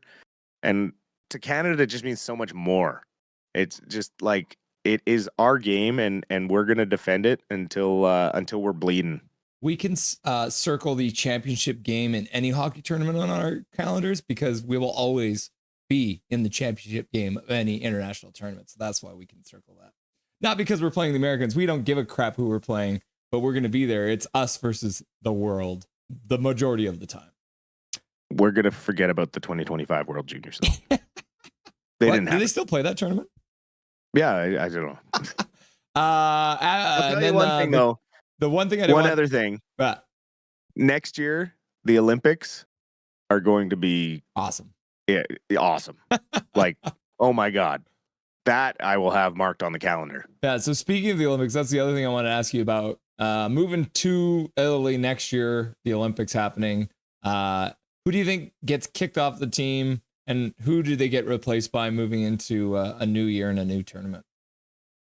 I think the biggest changes you'll probably see are in net. I mean, yes, thank you, Binnington, for that overtime and showing up in the finals and really making that win happen. But realistically, Logan Thompson should have been the goalie for Canada in that tournament. And if he has the same season that he has next year, he will likely be the starting goalie for Canada going into the Olympics. And we might even see, Darcy Kemper make the team, given the way he has played this year. Mackenzie Blackwood in Colorado has been unreal since his trade. Actually, he's been unreal all year. He was just playing for San Jose at the beginning of the year and was getting bad stats because San Jose sucks. So I think those will be the biggest changes. Maybe a couple changes on the blue line, but I don't see a lot of different faces up front happening. Maybe some of the younger guys, Celebrini and that, because they'll be 1 year older, but it will be interesting to see. I'm excited for sure. It's nice to see that we were able to hang in there, but we also have to remember that the U.S. might have some reinforcements next year as well, in specifically the name of Quinn Hughes. So it will be a heck of a tournament, and I look forward to the NHL players getting back to the Olympic Games. Didn't have time for the Abby Canucks. We'll cover that in the post-game show, but until then, Dustin, enjoy the second and third period, and we'll talk to you soon, brother. You as well. We'll see you then. Woo! Dustin Boydell, everyone. The man, the myth, the legend, the better half of the Rusty and Dusty Sideshow. About to get started here in the Canucks versus Vegas Golden Knights game. Thank you, Dusty, for stopping by. Everyone always loves your analysis. Looks like Tyler Myers is in chat. Puck has been dropped. Second period has begun. Puck goes down into the Vegas zone to start. Canucks pressuring. Can't keep it in the zone, though. Stops Vegas at center, though. Canucks move back in on the forecheck. Aiden Hill with a good pass to the side. Welcome back, Hachiko. Hachiko, you won't believe it. Tyler Myers was in chat. Bro, Tyler Myers was here. Look it. It is me, Tyler Myers. Tyler Myers, okay, dope. Helps when you have a big stick, B-Dog. Michael Chow. That's what the tablet on the bench is for. Yep. Of course it's Tyler Myers. It's intermission. Yeah. So he got the tablet and he's got the stream on the tablet. He's like, what is Rusty and Dusty saying about me? And we're saying that you're Rusty and Dusty. B-Dog's laughing and crying. Who y'all taking for the money? I dog out. Who are we all taking for the money? I dog out. Welcome, by the way, I dog out. Nice to have you, brother. Who are you taking for the money? Well, see, the thing about being a Canucks fan, I dog, is I always bet against the Canucks. So I would say put your money against the Canucks. Because if the Canucks lose, you still win money. It's a good strategy. What do you mean? Great analysis that nothing is perfect. I will be definitely recommending this channel to the rest of the team. Perfect. See? Tyler Myers in the chat. You love to see it. What do you mean? Who y'all talking? Canucks or Golden Knights? Bet on the Knights to win. God, we need a center. Yes, Segmina, you're right. We need another center. We need like a good power forward center. One of the Pedersen gets the puck out. Besser collects it on the half boards. He's battling. Can't keep it in the Vegas zone, though. He comes just outside the blue line, gives the puck away.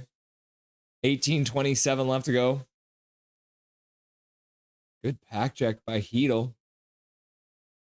Pig sunglasses. Why does Russ look so distinguished? Oh, yes. Yes. Yes. we have Tyler Myers, so Canucks. This is why I look so distinguished today. Boom! I'm a Star Trek character, so I had to do Star Trek character hair, you know? This is what we did. This is what I was doing today, kids.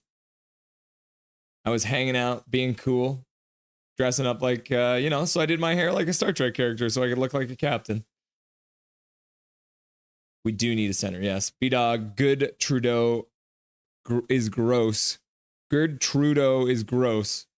Pink sunglasses, good choice. I-Dog, facts. Well, I'm about to place a bet. Good luck. Good luck, I-Dog out. I appreciate you stopping by. If you haven't yet, hit that sub button, hit that like button, and if you win your bet, you should probably hit the join button too as appreciation for the advice. I was in Ottawa earlier this year in January. It's pretty nice. Vote Russell for mayor of Surrey. I-Dog out on the Canucks. B-Dog, Big Hog hockey, and you didn't take me? Ottawa is nice. Got to see the Supreme Court. That's cool. Senator's third favorite team.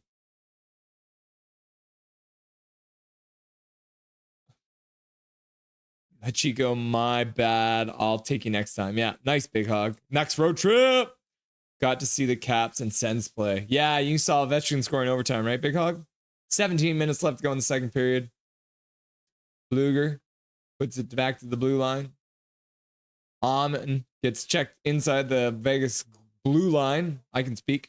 Pink sunglasses. Big Hog, I'll meet you there for the next one, okay? Ovi scored no T. See, I know everything. I will say the ESPN coverage was very silly. Like, seriously, putting scenes from Miracle alongside footage of the locker room. Yeah, that was the Miracle. When you guys beat the Soviets in the Olympics, that was a whole different level of hockey upset than playing Canada at a Four Nations face-off. Laugh out loud. Okay, Jacob. My dudes, we're the Soviets in this scenario. Yeah, that is true. They didn't know they were the Soviets. Pink sunglasses laughing and crying. Hachiko laughing. Gary Wiseman's hamming it up. Aiden Hill makes a glove save, covers the puck. Canucks with their 7th shot of the game.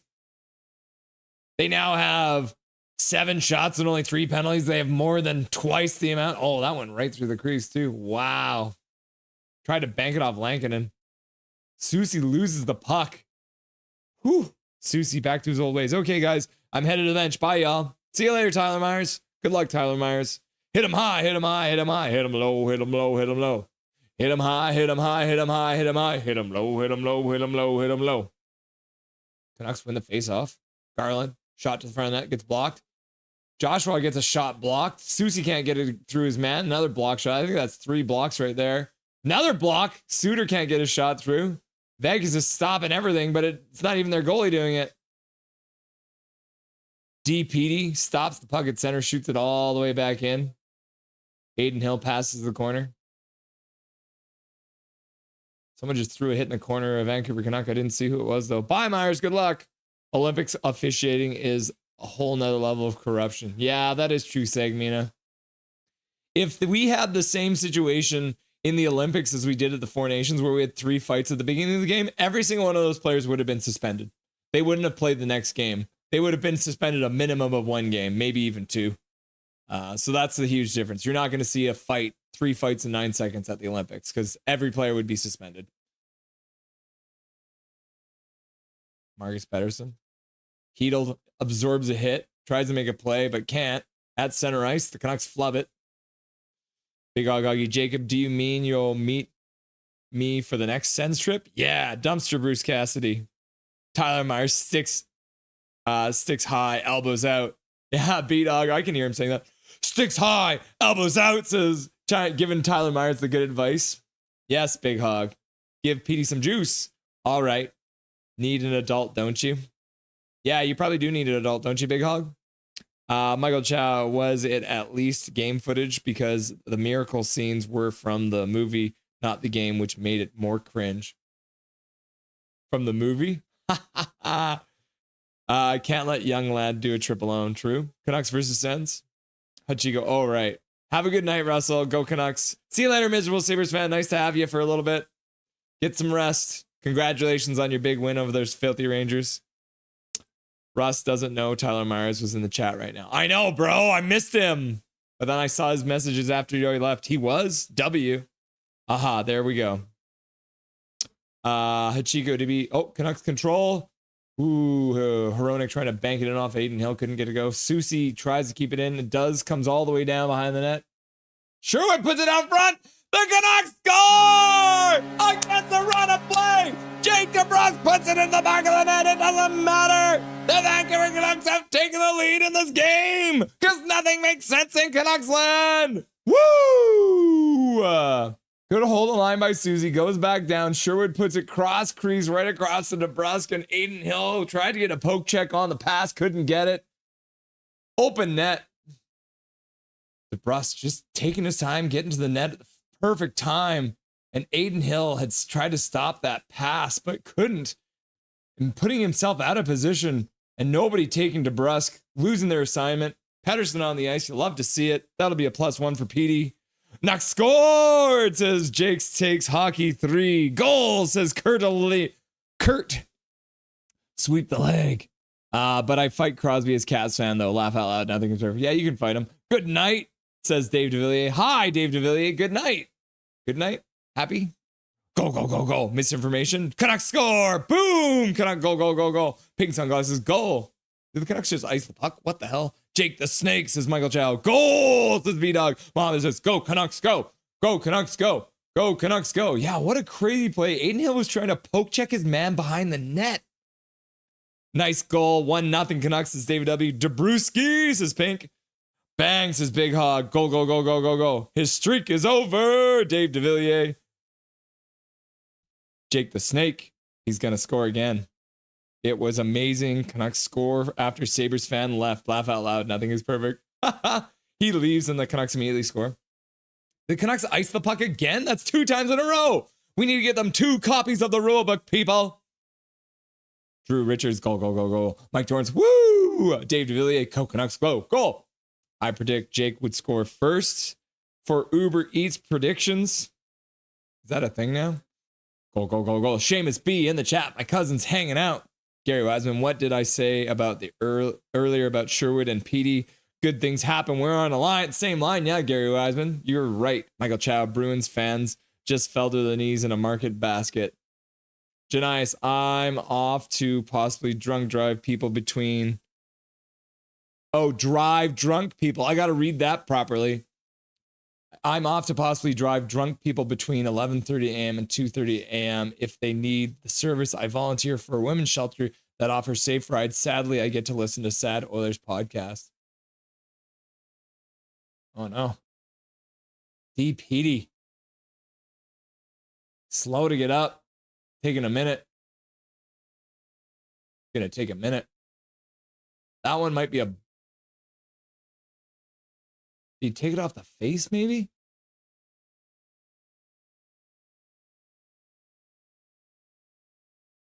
And it runs right into the ref's legs. It'll be a power play. Canucks first power play. Kurt, do you think Myers could fetch a 7th round draft pick for in the 2040 draft if traded? Call it an 8th round pick and have the Canucks retain half his salary, and they might be able to pull it off, Kurt.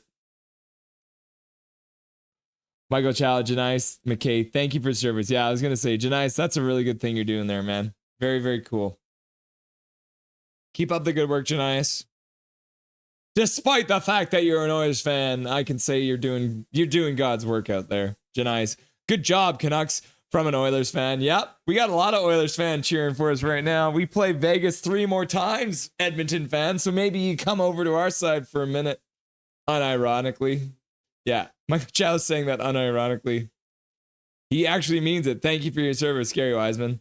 I was worried a bit reading only the first few words of that sentence, Janice. Yeah, me too, and I read it wrong. +1 treat for Dobby. Those are great goals tonight for CBJ, Solar Midnight. Yeah, Capitals fan is liking that. Canucks PP, says Mohammed. No! EP25 slow to get up after a trip that had sent him into a set of boards. At least the Canucks have a PP coming up. Not Elias Pettersson. I said it right. Oh my God, I said it right. That might be the first time. Elias Pettersson, defenseman, number 25, Elias Pettersson. Oh yeah, so the 2025 draft will be in LA. Oh, are you gonna go watch it? Big PP. Should I go? Yeah, you should go. And then just cheer relentlessly for Canucks. Big PP. I love big PPs. That's my daddy, Jake DeBruski. Derek Wang. I didn't know Jake DeBrusk was your dad. Stick to the face, goon. B-dog. Let's see. Yeah, DPD's still on the bench. I love big PPs, just like Hog, but more. Oh my gosh. Lanky Hattie, by the way, I forgot. No, you don't, Jazz. Janice had us in the first half. Go Canucks, go, says Rod. Number 1. You'll love to see it. Welcome, Rod. Rod, watching from Kamloops. Seamus, my cousin, watching from Kamloops. We got a Kamloops party going on. Yes, I do. Want to drop the gloves? Yes, bet. Gloves! What happened to Elias Pettersson? He got hooked down. That was a bad joke. Gloves! Hi, Jazz, says Pink Sunglasses. Canucks with a shot. Suter with a shot. Made a save. Petey with a pass to the point. Shot up. Pettersson can't keep the puck in it. Puck got rung around the glass. Couldn't get his hand on it. I like your profile, says Pink, about Jazz. Jazz has got Canuck in a flying skate. Who's the player in your picture there, Jazz? Solar Midnight. I guess Werenski wasn't tired from the Four Nations. No. Did you see Solar Midnight? Werenski had the most points out of any player in the whole tournament. He had 6 points. Like, that's awesome. Aiden Hill collects the puck, tries to get it out. Can't. Tyler Myers puts it down low. Pettersson. Petey puts it down for Hoglander. Hoglander skates into the corner, trying to make a move. Suter puts it up to Tyler Myers in the middle. Shot. Blocker saved by Hill. Back up to Suter on the point. Tyler Myers in the middle. Pass down for Petey in the hash marks.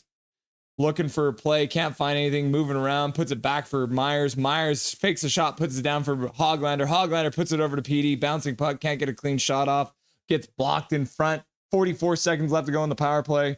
Tyler Myers collects the puck at center.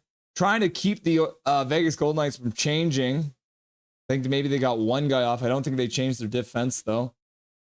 Heedle onto the ice. Rings the puck around the boards. Garland's there. He rings it back around the other side. No defenseman there, unfortunately. Puck comes all the way down into the Canucks zone. Dang, good memory.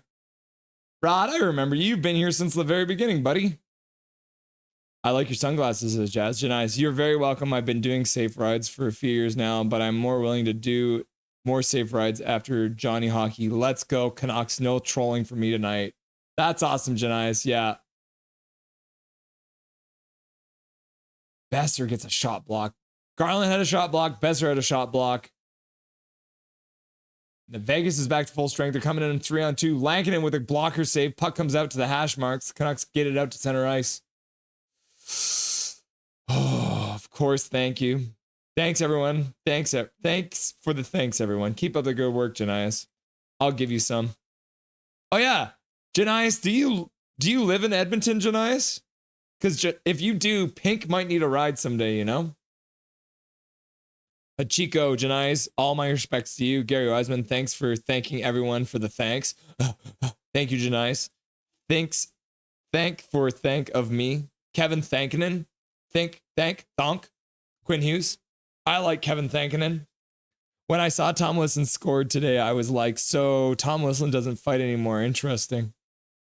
Tom Wilson will fight anyone. I think he's a crazy person. Puck goes wide. Marcus Pettersson puts it back behind the net. Forward. Walks out over the blue line. Puck gets tipped in by Bluger into the Vegas corner. Bluger playing against his former team. Barbashev cut into the middle. Pettersson stops in the slot. Susie on the half boards. Tries to get out for Petey. Petey flips it off the glass all the way to center. Sherwood gets tripped. No call. They should have called that. Russ, I love your outfit. Thank you. This is my new Star Trek shirt. I keep on showing up. There's a Borg cube here. Here. There's the Defiant. That's sick. I love this shirt. Vegas scores. Langdon makes a save. Rebound comes out. Vegas players left all alone. Manages to get the shot off into the empty net.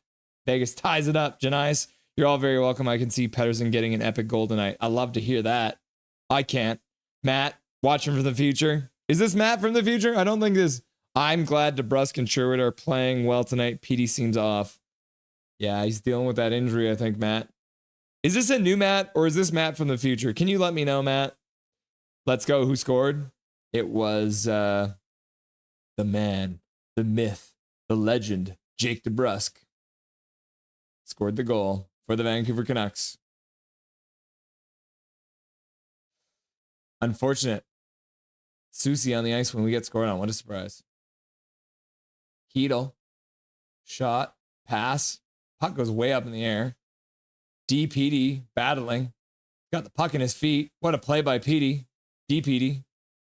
Drew O'Connor skates out to center, puts the pass off of a Vegas skate. Puck bounces back into the Canucks zone. DeBrusk from Sherwood. Yep. Why are you just tune in? How is EP40? EP40 has been looking good defensively, but we haven't seen much offense from him yet. But Janais just predicted a great lanky goal. Heel has the puck in his feet. He goes to the corner. O'Connor tries to get there. He gets the puck, puts it up to the point. Hronik puts it on net. Aiden Hill decides to cover the puck. Muhammad, great save, Lanky. Not noticeable. Why are you? Yeah. Welcome back. Why are you, by the way? People like Janais are what makes the world go round. Yep. Nice. On my team, he scored a Hattie, so I predict Hattie for DeBrusk. Road trip. Just not when there are earthquakes. Yeah. We do have some big boys in Washington Capitals team. I can't lie. Yeah. Caps fan, you got some big boys. That is 100% sure. Let's look up your roster, actually. Washington Capitals. Roster. Where are you? Team. What's happening? Why is your thing broken?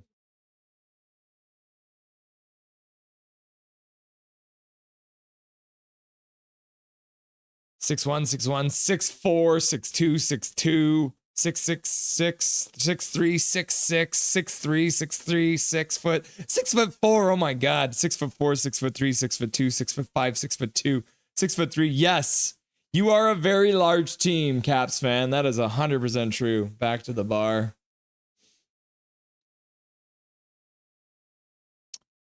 1-1. Jake Stakes Hockey. Yep. Lankinen and Aiden Hill have been in a goalie duel. Yep. Damn. Jake has a time machine now too. Dang it. Yeah, Vegas outplaying us though. Bruh. Boo. Matt from the past. Oh, we got Matt from the past. What's it like in the past? How you feeling over there? How far back in the past? Do you see any dinosaurs out there? Be careful if you see a T-Rex. They aren't friendly. Pink sunglasses hard when Quinn isn't playing. Yeah. Laugh out loud. I moved from Edmonton in 2016. Laugh out loud. Never looked back. Now I own a lovely mobile home close to the Rocky Mountain Horse where I see the mountains and river in my backyard. That's very cool, Janais. That's the life I want. I want to get a cabin in the woods. Michael Chow, lanky made a stop. D-men let him down. Yeah, Susie wasn't there. Matt, not the same. Yeah, fair. Thank you for letting me know, Matt from the past. Welcome. I feel like, have you been here before, Matt, though? Sad news that Vegas scored. Ah, yeah. Should have taken me with you. I hate it here. Well, if you got an extra spot in your mobile home there, Janice, Pink wants to move in with you.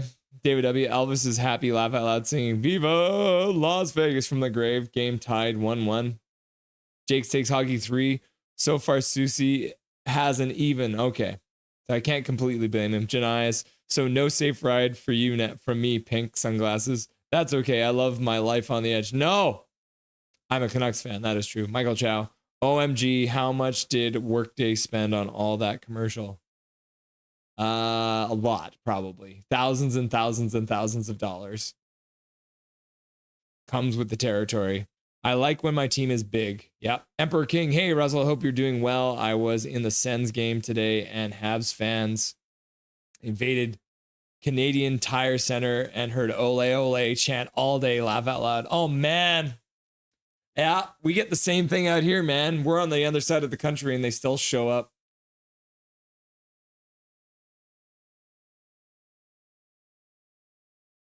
Stone with an extra pass, probably one too many passes. Lankin makes a glove save. He's like, oh, look what I found.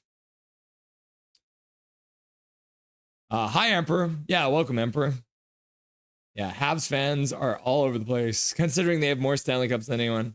I refuse to fight any of those guys. Yeah, no, I mean, like, there was what was the one guy? 5'11". Okay, I would fight Andrew Mangiapane. This is the only guy on your team that I would fight because he's also from Toronto and he's only 5'10". So I'm taller than him and I weigh more than him. So I'd be able to take him. Mangiapane. And he's a little bitch. So, oh, sorry. I shouldn't say that about your team. But Cats fan, he is a little bitch. Just so you know. Don't hate. Tyler Myers with a slap shot. Aiden Hill kicks it out. Vegas tips it all the way out. Tyler Myers gets a piece of it, so it's no icing. Rings it around the boards. Sherwood hits his man, allows the puck to come free for Petey. Petey flips it into the far corner. You love to see it. DeBrusque in on the forecheck. He gets laid out. Sherwood harassing his man, almost comes up with the puck. Vegas, however, gets the puck out of their zone. 6:40 left to go in the second period. Janice, I truly appreciate all you cheering on McDavid to OT Canada win. Much respect to all you Canucks fan. Also, I love the Canadian dollar rolling on the chat. Whoo, another save for Maiden Hill. Almost a slap pass, I think that was supposed to be. But I don't think anyone got a stick on it. Hronek with a bounce pass. Canucks are onside. Puck rings around the boards. Hoglander puts it behind the net. Nils Alman gets tripped. No call. That's 2 times now. Vancouver Canucks has been tripped and there's been no call on it. So I don't know what the refs are doing out there. 6 minutes left to go in the second period.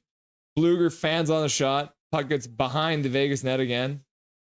Vegas gets it out all the way down the ice. Looks like they're going to beat out the icing call, though. No icing. Good legs by Vegas to prevent that one. They learned the rules, I guess. I'll fight anyone. They can be 7 feet and I'll still go for it. Good night. Zach, I know it's late for you. That's got to be like past midnight for you now, right? 11:30 or something. Thanks for stopping by, Zach. Congratulations on your win, regardless of the fact that I do not like the Toronto Maple Leafs. I'm still happy that you're happy that your team won. Matt has been here before, yeah. I've been here before. I am just not the Matt from the future, so I made a bad joke about being Matt from the past. I live in the 1980s still. Canada wins a couple lot. Oh, man. Oh, man. Those are the days, eh? When the cup came home all the time. Jazz, hey, Zach, are you in Toronto right now? Seamus B, no one recorded a T-Rex attack on a human. Seems safe to me. Fair enough. That is a really good point, Seamus. Seamus, my cousin watching from Kamloops, always a smart guy. Hedel shoots it wide. That's another one shot wide. Hedel, you got to hit the net. Puck bounces off of somebody in front. I don't know if that even got to Aiden Hill. Puck into the Canucks zone. Hronek slaps it off the boards. Vegas keeps it in. Vegas gets their shot blocked. Hedel puts it up. Joshua can't quite get to it. Canucks staying onside. Get the puck down low. And now the Canucks are going to go for a change. Yeah, no T-Rex has ever eaten a human, so they must be safe. Pure lucky bounce on the equalizer. A little bit. But I mean, you got to be on your man. You can't allow the forward to get to the puck before you do. So bad bounce, but the Canucks need to have coverage because bad bounces happen, right? Zorro Rosario. Pink wears Lanky's new helmet. Taco night, says KJ. You're having tacos? Tacos.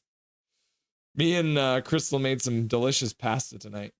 It's like a garlic, onion, basil, tomato sauce, and some lentils, and it was tasty.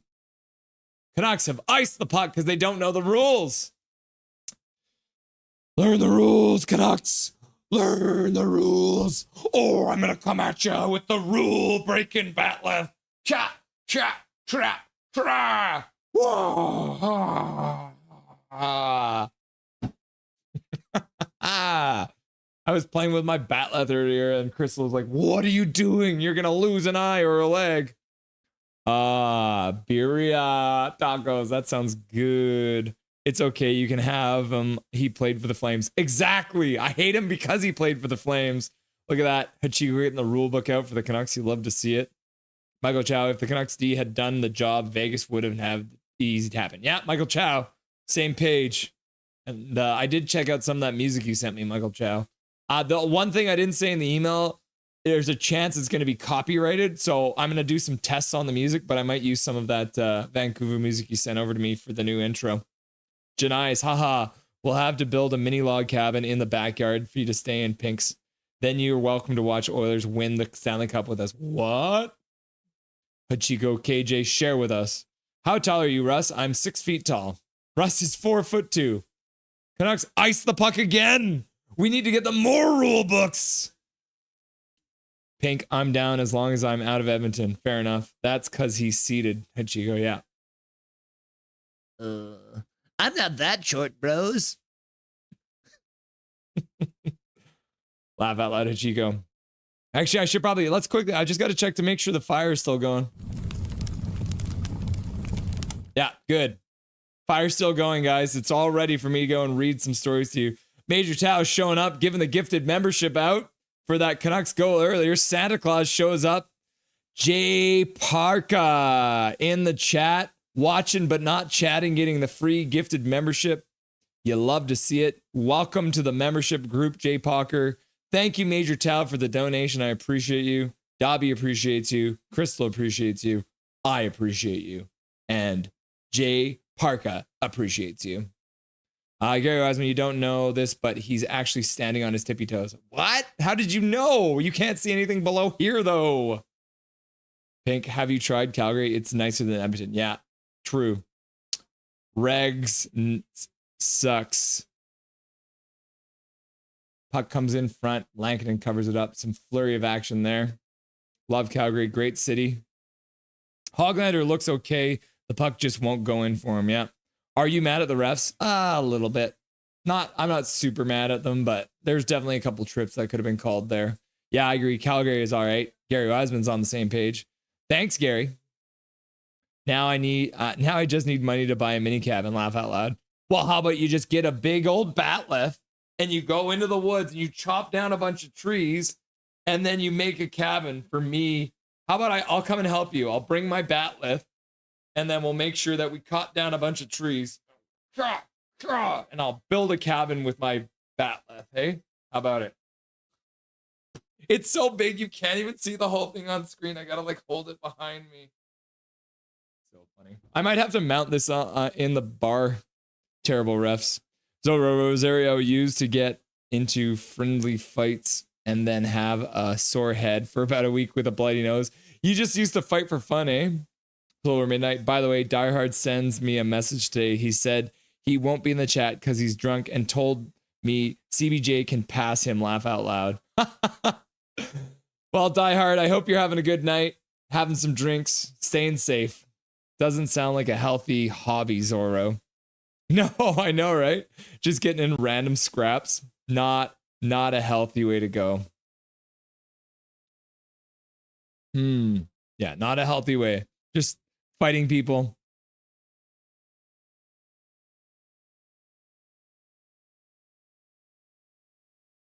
Yo, Swervin' Irvin. He's back. He's got his new name. He's finally able to. Welcome back, Swervin' Irvin. Must feel good to be back. Did you, how'd you like Fan Expo today? Did your kid like it? Did you guys buy anything? As you can tell, I bought some things. I got this Star Trek shirt and I got this Star Trek bat lift. And I'm just like held on my shoulder here. Yep. Oh, yeah. You'll love to see it. Russ, I was looking for you at Expo. I was looking for you too, buddy, but that place is chaos. It's packed shoulder to shoulder, eh? Finally, who was your favorite character? Your favorite cosplay that you saw? Finally changed your name back, Swervin' Irvin. Boys and Theer Toys. They're toys. Yeah. Nothing is perfect. Yeah. All good if nothing comes of it. Yeah. Learn the rules. Santa. OMG. Michael, I'm still getting my life together. Haas. Learn the rules, says Big Mac. They learned from us. Sorry. Yeah. Breakaway. Oh, no. That was all weird, man. It was a breakaway and then it wasn't. And then it was a pass across and a wild shot. And nothing came out of it. It was going to be a really good chance. And Vegas really screwed that up. LFG, Major Chow in chat. I legit live with my parents right now. 3 icings. Yep. Ridiculous. Don't know hype. Eventually I'll move. I remember I moved back in with my parents when I was 22, 23 or something like that. Man, they wouldn't let me have girls in my room. Janai's hot take. So Cassidy was the assistant coach for Team Canada. I bet he told Cooper not to play Aiden Hill, knowing he would have won all the games in the tournament. So Hill can have rest. Hi, Rome. Cheap rent, bro. Soon Hill will let me let a few more in tonight. I hope so. Rome at Pink Sign. Hey, Pink. Hope all is good, bro. Puck comes in front. Oh my gosh. 1:38 left to go. Michael Chow, no shame on living with the parents in this day and age. Tough for young folks. Yeah. Also, I'm 30, but yes. Big Hog is Calgarian. Nah. Big Hog's from out east. The Canucks have iced the puck once again, and Tyler Myers is bent over, winded. 1:24 left to go. That is a lot of icing happening tonight. Pedersen fails to get the puck in deep. Fell down on the blue line.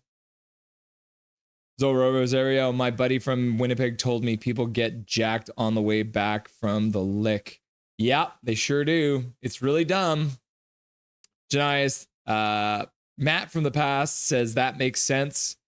But I also think Hockey Canada bases their decision off seniority. Binnington has been the Team Canada goalie, Team Canada U18 and such. I personally think that's why he was started.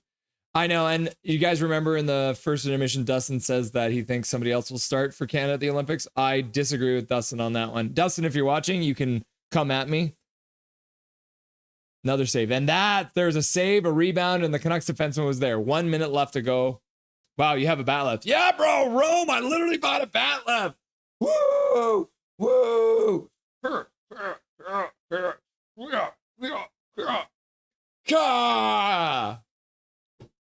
Vegas still controlling. 44 seconds left to go.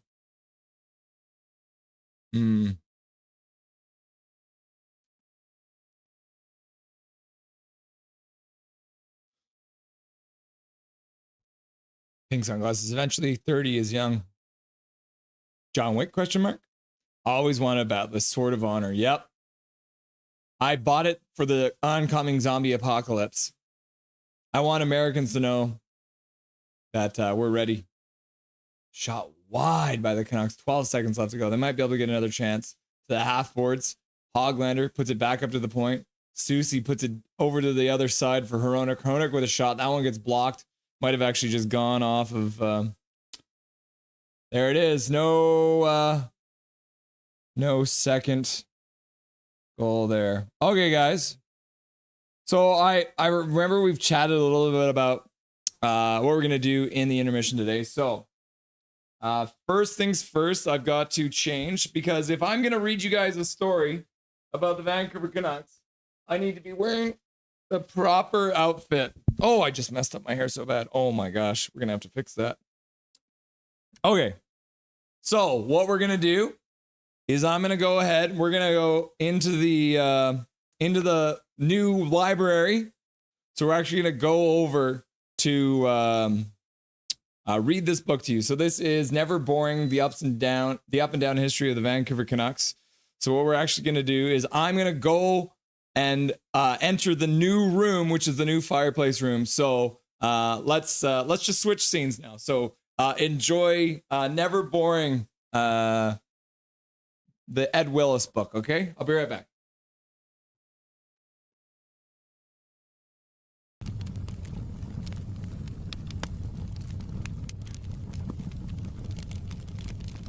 Never Boring: the Up and Down History of the Vancouver Canucks. Introduction.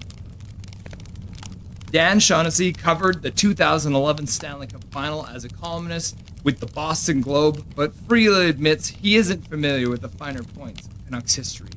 The Cam Neely trade, he says from Boston, that wasn't a good deal for you guys. Great. That one he remembers. On the subject of long-suffering fans, however, Shaughnessy is an expert. His book, The Curse of the Bambino, was first published in 1990 and chronicles the tormented pursuit of a World Series championship by the Boston Red Sox after selling Babe Ruth to the New York Yankees. The book is aimed predominantly at Red Wings fans, a group of which I've been a proud member since 1967. But it also tells the story of universal suffering, of irrational loyalty to sports fans, of perseverance, of clinging to hope when every fiber of their being tells them to give up on the lost cause for which they cheer. Does this strike a chord, Canucks fans? It's all there. From the sale of Ruth, the game's greatest player before the 1920 season, to the near miss in 1946 and 48, the glorious pennant year of 1967, which ended in defeat, the 75 World Series, the 78 playoff loss to the Yankees, and the Buck effing dent. And finally, the meltdown in 86 when the Sox were 1 out away from winning the World Series, then lost it to New York Mets through an unthinkable series of events. The Sox were so good at their craft, Shaughnessy had to revise the book several times to account for new horrors. The last was 2003, when, with a 5-2 lead in the bottom of the 8th, manager Grady Little left Sox starter Pedro Martinez in the game too long, and the Yankees rallied for a Game 7 win in extra innings. The Sox were back in the hunt the next season, and Shaughnessy was going to write a book about their 2004 campaign, irrespective of its outcome. He'd been working on it all year. When the Bo Sox met the Yankees in the American League Championship and fell behind 3-0, at that point, his editor told him it wasn't going to be much of a book. Then a miracle occurred. When it seemed like a miracle, well, it seemed like a miracle. No, it was a miracle. In Game 4, the Sox trailed by a run heading into the bottom of the 9th, facing Mariano Rivera, the greatest closer in baseball history. Kevin Millar drew a walk to lead off the inning before pinch-running Dave Roberts stole second by an eyelash.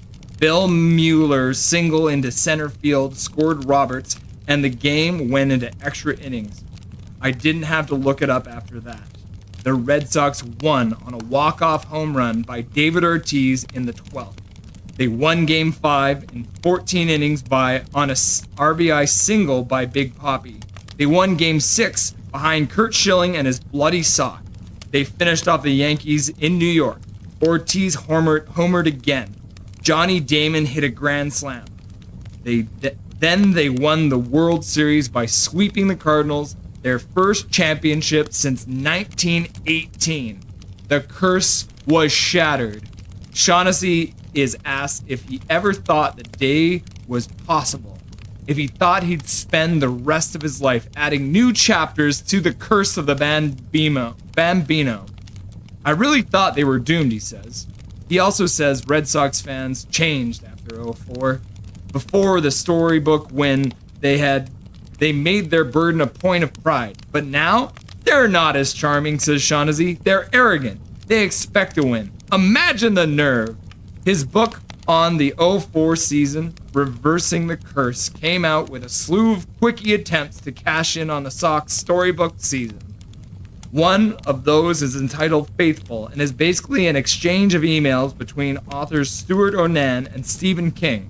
King, a New Englander, is the master of psychological horror, which makes him uniquely qualified to write about the Red Sox. Faithful was another bestseller for King, who sold some 400 million books worldwide. Shaughnessy's book might have done better, but he doesn't mind. I was really happy for the fans, he said. There was no owning the story at that point. It belongs to the universe. At my point, through all the misery, all the losses and indignities that had befallen their team, there was one constant in the life of the Canucks, their fans.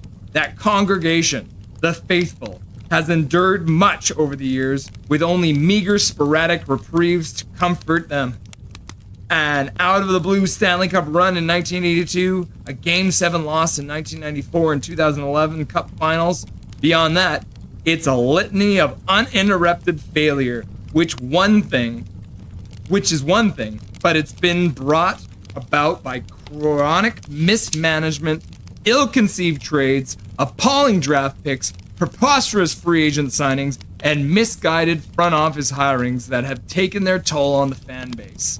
Still, they believe, and in 23-24, following 3 straight atrocious seasons in the Canucks, in which the Canucks burned through 3 head coaches and 2 general managers, the team came out of nowhere to deliver a thrilling campaign. Questions remain about that team. Why did they go all in that season, trading future assets for veterans Nikita Zadorov and Elias Lindholm? What will they do with an aging lineup and 11 expiring contracts? But given everything that preceded it, the faithful were willing to suspend their sense of disbelief. For 1 year, there was amnesty from the losing. For 1 year, the Canucks story was about winning. And who knows, maybe the core of this team can finally deliver a Stanley Cup. Maybe Jim Rutherford, Patrick Allvin, Rick Tocchet triumvirate that guides the Canucks can lead them to glory. Maybe they can feel the joy, the exhilaration of the ultimate victory, and the pain will be over. Maybe I'll have to write a book about their championship season. It shouldn't matter that much, but for so many it does, and they deserve to know that feeling. Their story may not belong to the universe, but it will belong to them. This book, then, is for those fans and everyone who suffered beautifully with the Canucks over the years, to honor them or further torment them. As the case may be, the following is a trip through Canucks history that contemplates all those things that might have been. Chapter 1. What if Stafford Smythe hadn't been a vindictive jerk? Had they been thinking clearly, hockey fans in British Columbia would have been suspicious of the A1 story that appeared in the Vancouver Sun on May 8, 1964. Why, for example, would Stafford Smythe, the obnoxious president and co-owner of the Toronto Maple Leafs, want to build a gasp $8 million arena in downtown Vancouver? What exactly did Smythe want in return? Why was he going public with his offer? What would the cost be to the taxpayers? What would the cost be to the city? This story seemed too good to be true, which of course it was. But in May 1964, there wasn't room for skepticism in the hearts and minds of hockey fans in British Columbia. Vancouver, it seemed, was riding a wave of momentum that would carry the city and the province to the NHL. In that same story, Smythe confirmed the NHL would be adding 6 new teams in the near future, and franchises would be granted to cities that had facilities waiting. Smythe also reported the new building was a Maple Leaf venture, which meant Harold Ballard and the rest of the Leafs directors were on board. So even if Vancouver didn't have a ready-made NHL rink, here was Smythe, the son of Leafs founding father Conn Smythe, offering to build 20,000-seat arena, which would guarantee Vancouver's entry into the big time. There was one minor stipulation. The city had to give Smythe the land. I don't mean any old property on the edge of the city, Smythe clarified. I mean a prime location, like near the Bayshore Hotel or your civic Queen Elizabeth Theater. Knew there was a catch. In an article on Faith among Canucks fans that their team has been haunted by dark and unnatural forces since its inception. Most of those fans identified the accursed spin of the wheel. How's that for a metaphor? That gave Hall of Fame center Gilbert Perreault to the Buffalo Sabres and left the Canucks with Dale Talon. A decent NHL defenseman, but hardly the building block of the new franchise expected with the second selection of the 1970 amateur draft. Losing Perreault was bad enough, but in the minds of Canucks fandom, it set in motion a series of events that doomed the team through its existence. The Vancouver Canucks, to borrow a term from hockey vernacular, had been chasing the game ever since L'Affaire Perreault, battling the hockey gods and their own failures at every turn. But it now seems the trouble started long before puck drop in 1970 for the first ever game, and they can thank Smythe for the debacle that passes as the Canucks' origin story. Given the obvious lack of a 20,000-seat stadium near the Bayshore or the Queen Elizabeth in downtown Vancouver today, it's apparent Smythe's grand plan was never realized. That, however, is only part of the story. What started as a compelling proposition would spiral into a citywide dispute, splintering the aspirant team owners group and leaving NHL president Clarence Campbell, a champion of the Vancouver bid, publicly calling the team's pitch pitiful. Vancouver would be passed over in the league's first round of expansion in 1967 when the NHL doubled its in size from 6 to 12 teams. They were granted a franchise in 1969 for the 70-71 season. But with local ownership interests in disarray, the team was bought by Tom Skalin, a Minnesotan who was chairman of Medicor, a medical insurance company. Skalin also had connections with a variety of figure skating shows, including Holiday on Ice and Ice Follies and Ice Capades, and later the Harlem Globetrotters. Naturally, he would serve a 9-month stretch for securities fraud 3 years after he bought the Canucks, and we get to that story soon enough. For the moment, let's return to 1964 and Smythe's gambit. The Leafs president, who was speaking to the Sun sports columnist Jim Kearney at the Western Hockey League meetings in Seattle on the day in question, didn't exactly soft sell his vision for the new building in Vancouver. A year earlier, the Ontario government turned down a proposition to renovate Maple Leaf Gardens, suggesting the team ownership build a new rink in Toronto. Smythe's response? We're already filling the garden, so let's keep filling it, he told Kearney. If I'm going to put a new building, I'd rather do it in Vancouver. It's hard to argue with that logic. The problem was, the city of Vancouver, while intrigued by Smythe's offer, was less than enthusiastic about the terms of the deal, primarily the free land part.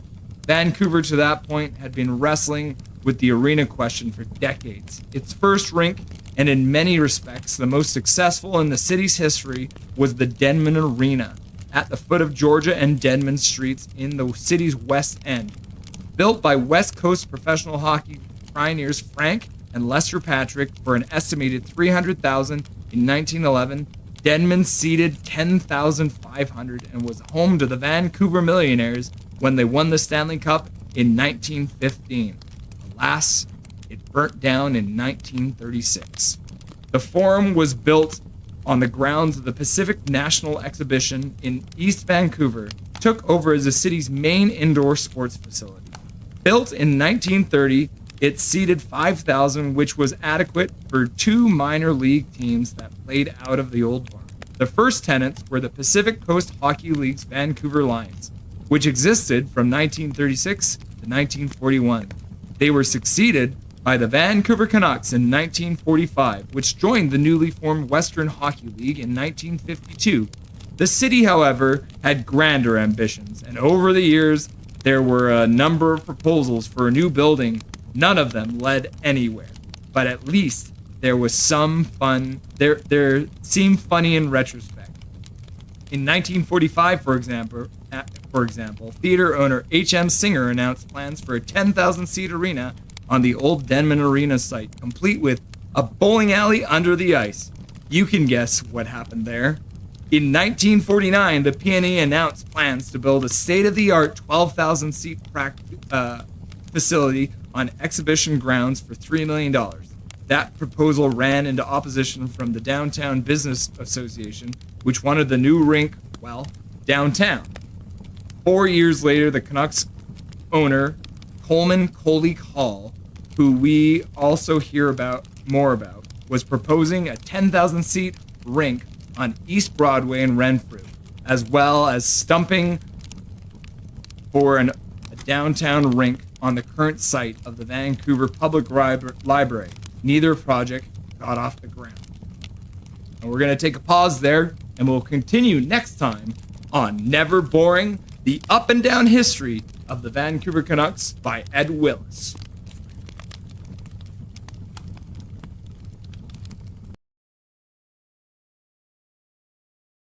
Oh, all right. What do you guys think?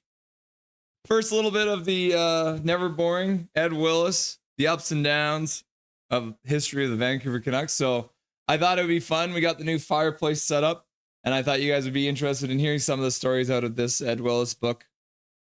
Ed Willis and the Vancouver Canucks rarely has there ever been a marriage of an author and a subject.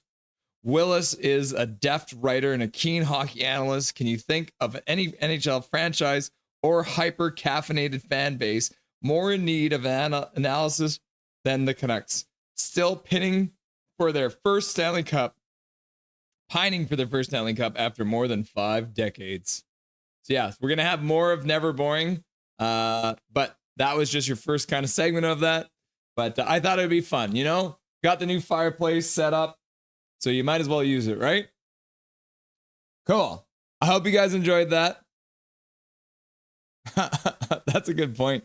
Doug's World. Canucks had ups? I know, right? All right, we can ditch the jersey now. Back to the Star Trek outfit. But I mean, it makes sense to wear this jersey when we do the segment with the... All right. Yeah, there were some ups here and there, but they ended in downs. Doug World. Doug's World, thanks for being here, brother. I don't think I've seen you before. And we won against the hockey club. Let's go! Yeah, softening them up for us. I'd like to see it. All right, things are about to get underway in Vegas. Puck has been dropped. Third period's underway here. Oh, that's not spelled properly. There's an O in period. 1-1. Vancouver Canucks. Just like that. The ups and the downs of being a Vancouver Canucks fan.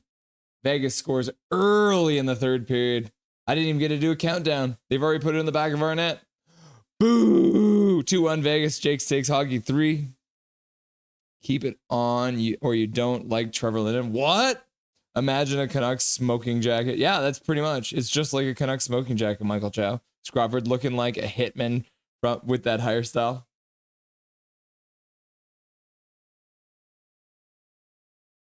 Just another rebound.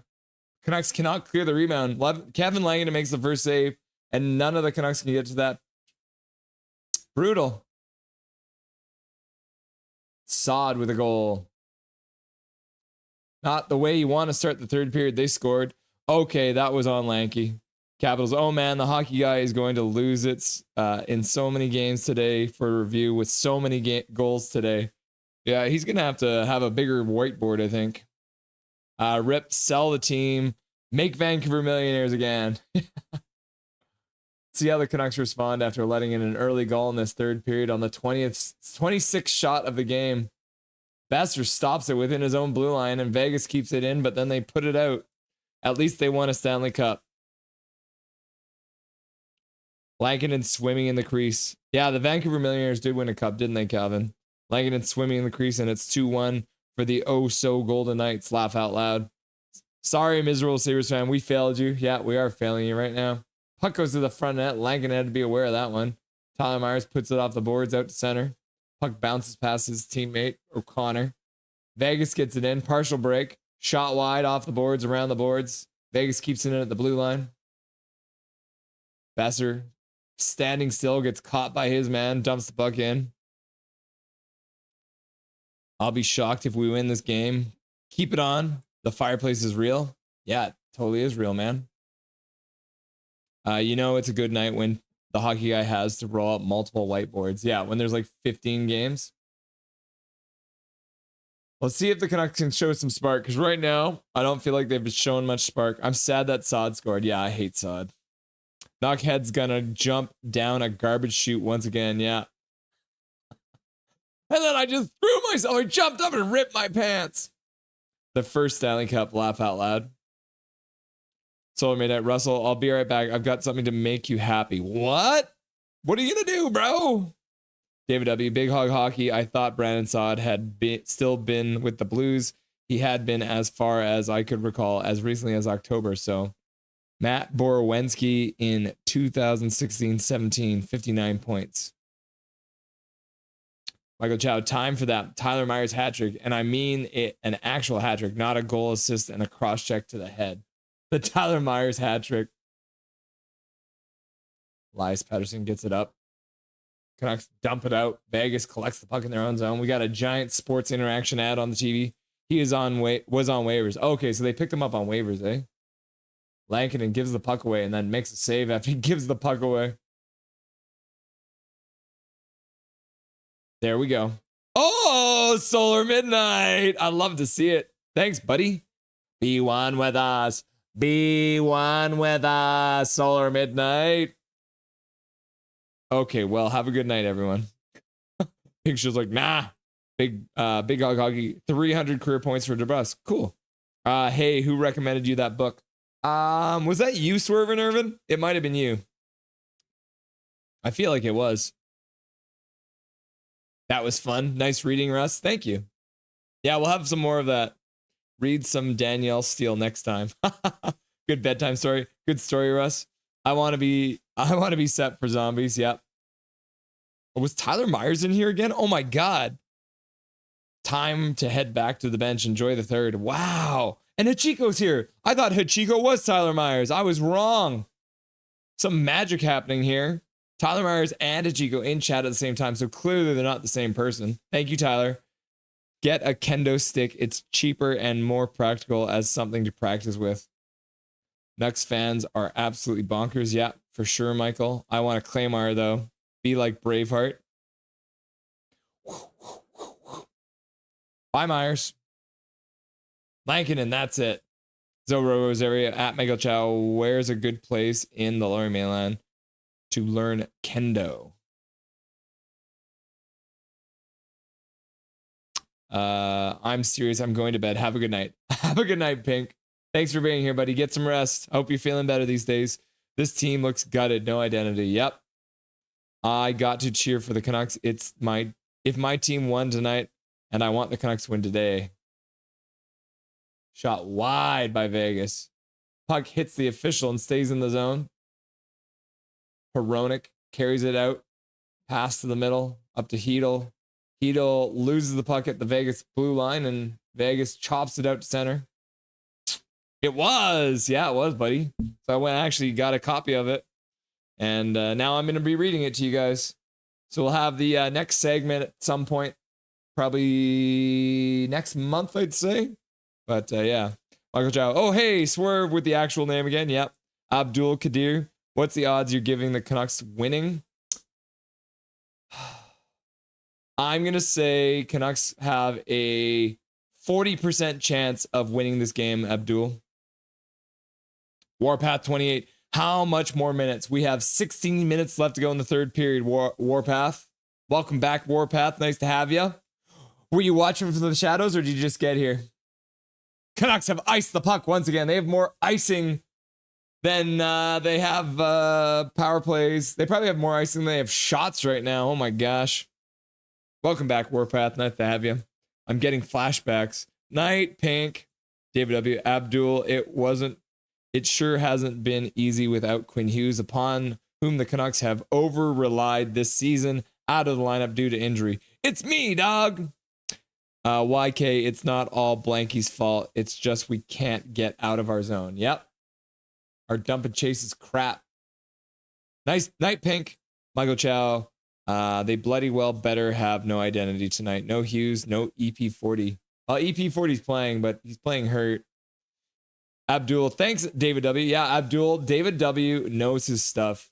He's the man who comes out with all the stats for us. Michael Chow, EP40 is in fact playing, barely. They scored again. Boo, yeah, Gary. It's 2-1 now. Vegas is up to 30 shots almost. My wife is currently wearing a shirt she bought from Fan Expo Day. It's got booze all over it. Because she's my boo, so she's got all the booze. The Canucks ice the puck again? That's 2 icings this period. Do they even have... I don't think they even have a shot yet.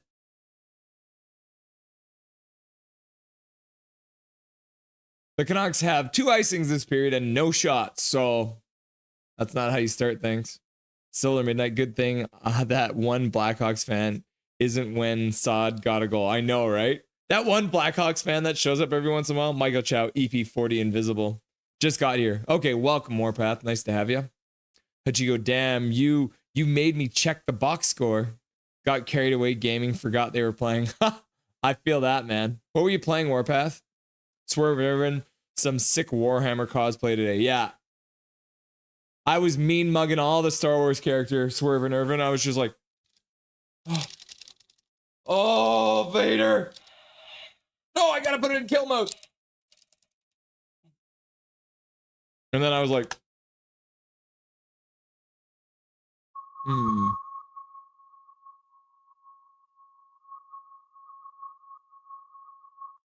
Yeah, I'm stressed out. The tricorder never lies. Matt from the past, it's not over until it's over. Still plenty of time. I like that attitude, Matt. Matt from the past. Hoglander scores! Just like that! Positivity comes out from Matt from the past. He might be lying. Maybe he's watching from a different past. The Vancouver Canucks have just tied it up. Big hog. Big hog, Hoglander! 2-2, Jakes takes hockey 3. Hachiko, go. Jazz, 2-2. Hachiko, I scored. Hachiko, I'm pretty sure that was Big Hog. Yay! Michael Chow, you don't like Ricky Bobby talk it? Yeah, goal, Rome with the goal chat. Oh, went off Bluegern in. That one might get called back.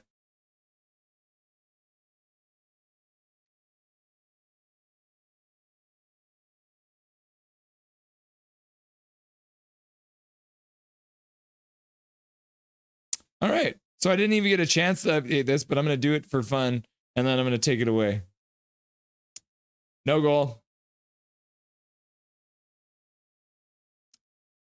Brutal. No goal. Sorry, guys.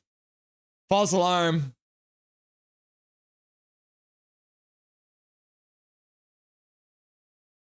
Booger runs into the goalie a little bit. Unfortunate. Boo, damn. I think Tocchet is just as good as John Cooper. Is all. Yeah. Hachiko said. Canucks go. No, I'm sorry. They took it back. No, it's no goal because it looks like Blueger had run into the goalie a little bit. So F this ref, says Jazz. Sad face. And then Scrabber's just like, F the refs. David W. with the Canucks challenge. Will the Canucks challenge the reversal of the goal? Not looking likely. Lankinen trying to cover the puck. Arona getting to it in front of the net. Forbert's like, nah, bruh. Lankinen makes the save. Mohammed, dang it. No! Who scored? No one, Calvin. It looked like Hoglander bounced the puck in off of Bluger. But then, Hronek. That was an insane bounce. How unlucky is that? Watch this backhand. Holy cow. The geometry on that pass from Hronek right out in front. He was trying to put it behind the net and it came right out in front and Langen to make the save. F the refs. Why does Tuck never challenge? WTF. Nah, that even if he challenged that one's not going to be coming back our way. I remember this logo when Ovi was wearing this jersey with this logo. Good memories. He looks so young. Yeah, that is a sick. Yeah, I like that jersey too. Capitals fan. That's a good one. No goal, says Doug's World. I know.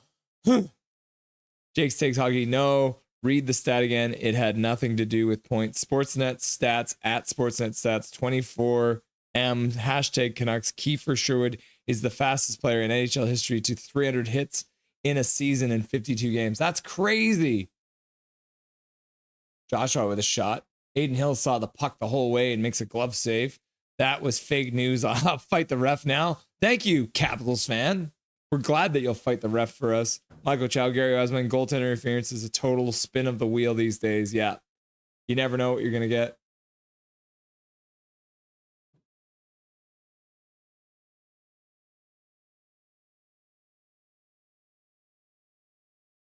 Yeah, unfortunate. Record was previously held by Senators Mark Borwensky in 2016, 59 games. Oh, that's cool. Jakes takes hockey 3. Thanks.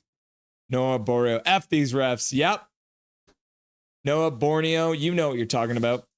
Noah, have you been in the stream before? If not, welcome. If you have been, welcome back.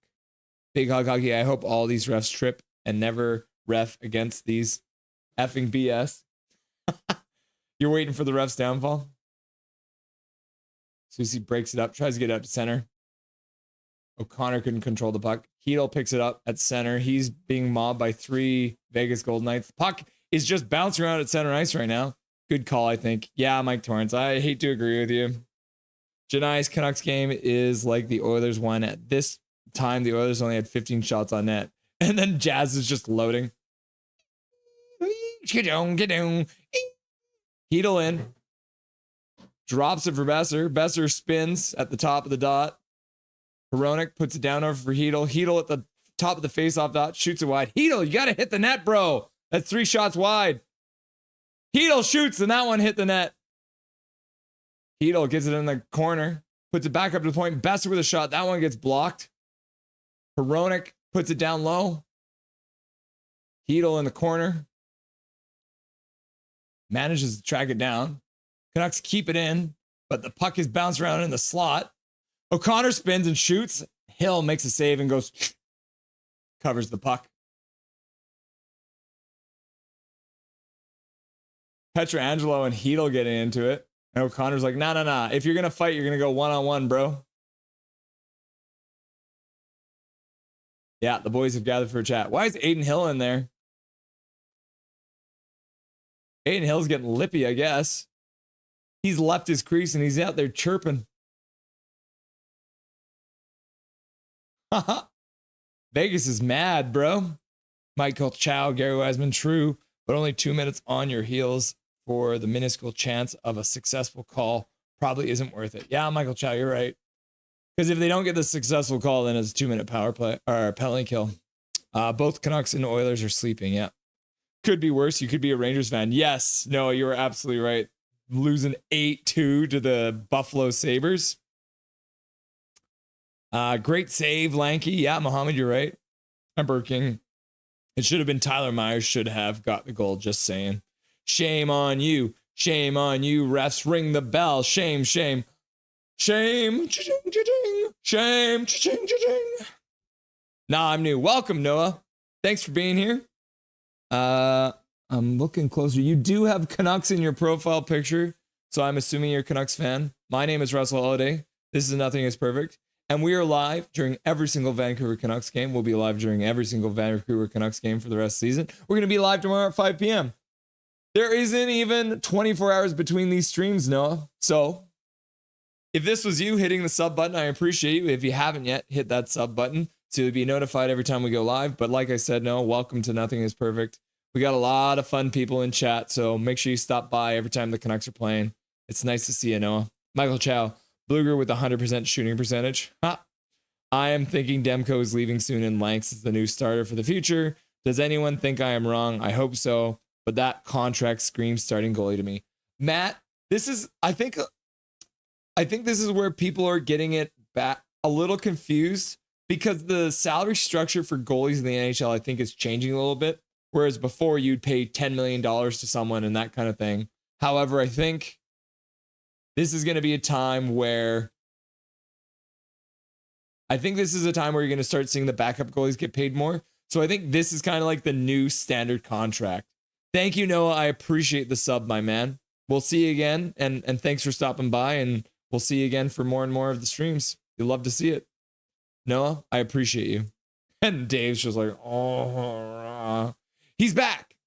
Dave DeVilliers is back. Noah, I'm actually a Rangers fan. Oh, okay. So you're feeling good right now? Not so much. How's Miller playing for you guys? I'm here for the rest downfall. Michael Chow, Noah Borio, our apologies for JT Miller. Yeah, we're sorry. We're sorry, man. I thought that was in. JT Miller has been a ghost. I know. I mean, the thing is, Noah, is that JT Miller's been a ghost, and so has Pettersson. So we're pretty even on that. Solar Midnight, miserable Sabres fan. He's here. Get him, a Rangers fan. Bro, Hill is so good. JT Miller got 2 points today. Oh, did he? Both. I wish we had Binnington, says Jazz. They lost 8-2. JT Miller gets 2 points in an 8-2 loss. Oh my gosh. JT Miller is pretty much the only Ranger who showed up to play today. Yawn, says Janice. 8-2 scoreboard. Swerve off I go to beer league. Have fun, brother. Enjoy playing hockey. Score me a goal. And when you score the goal, be like, nothing is perfect. Dave DeVilliers, well said, Noah. Good night. Good night, Swervin. We'll see you in the post-game shows tonight. Both goalies, Shesterkin and Quick, both had below 80%. Nah. Matt, it was 8-2. JT got both points. He clearly wasn't a ghost. True. Still a ghost at 8-2. Yep. Janice, what else do you do for work? Me? I'm a bartender. My day job is bartending. I make drinks for people.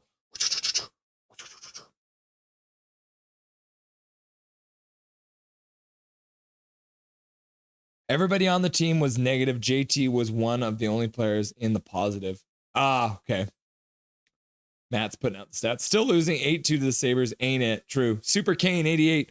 What's it going to take for the Canucks to come back in this one? Super Kane 88. It's going to take the Canucks trying to score a goal without running into the other goalie. But I give them a 40% chance of coming back in this game. That's my prediction.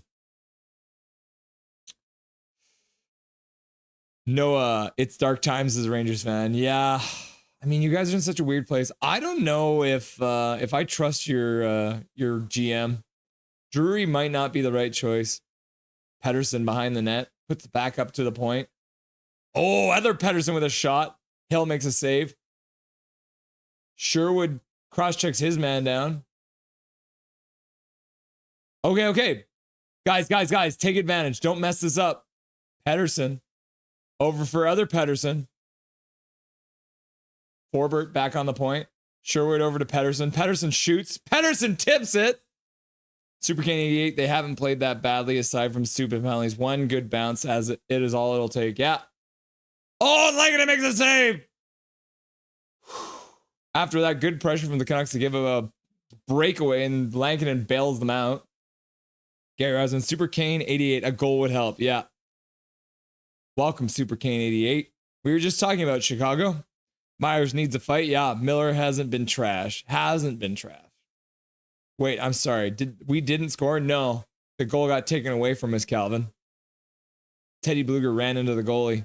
Michael Chow, Miller came through big in a losing effort.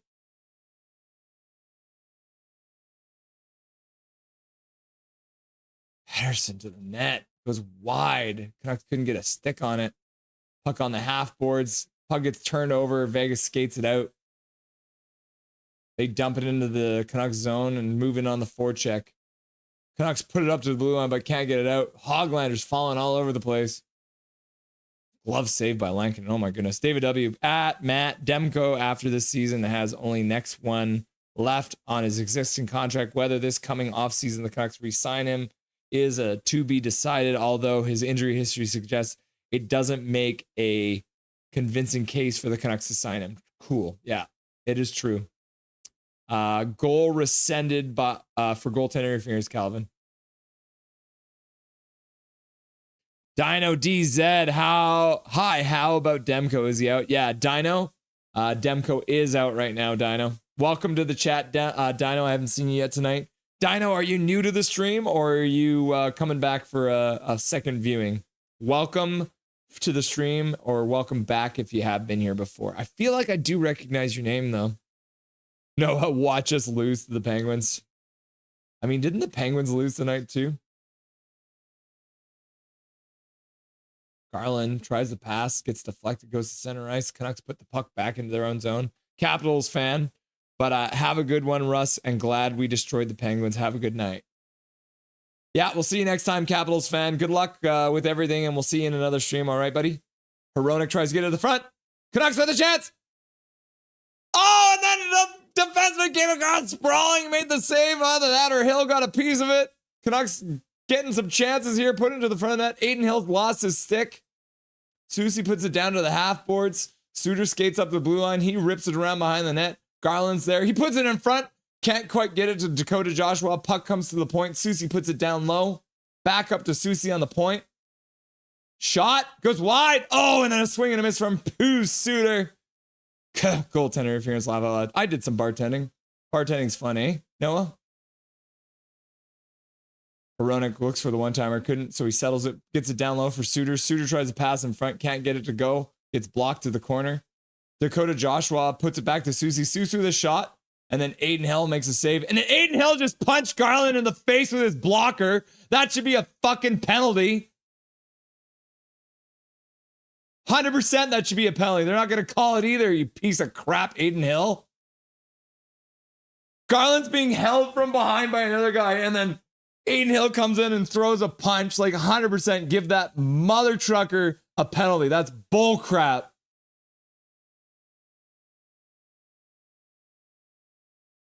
Throws his stick, can't get it to go. He actually did get back for that. I have to check the website. Are they giving him a penalty for punching Garland? Probably not, right?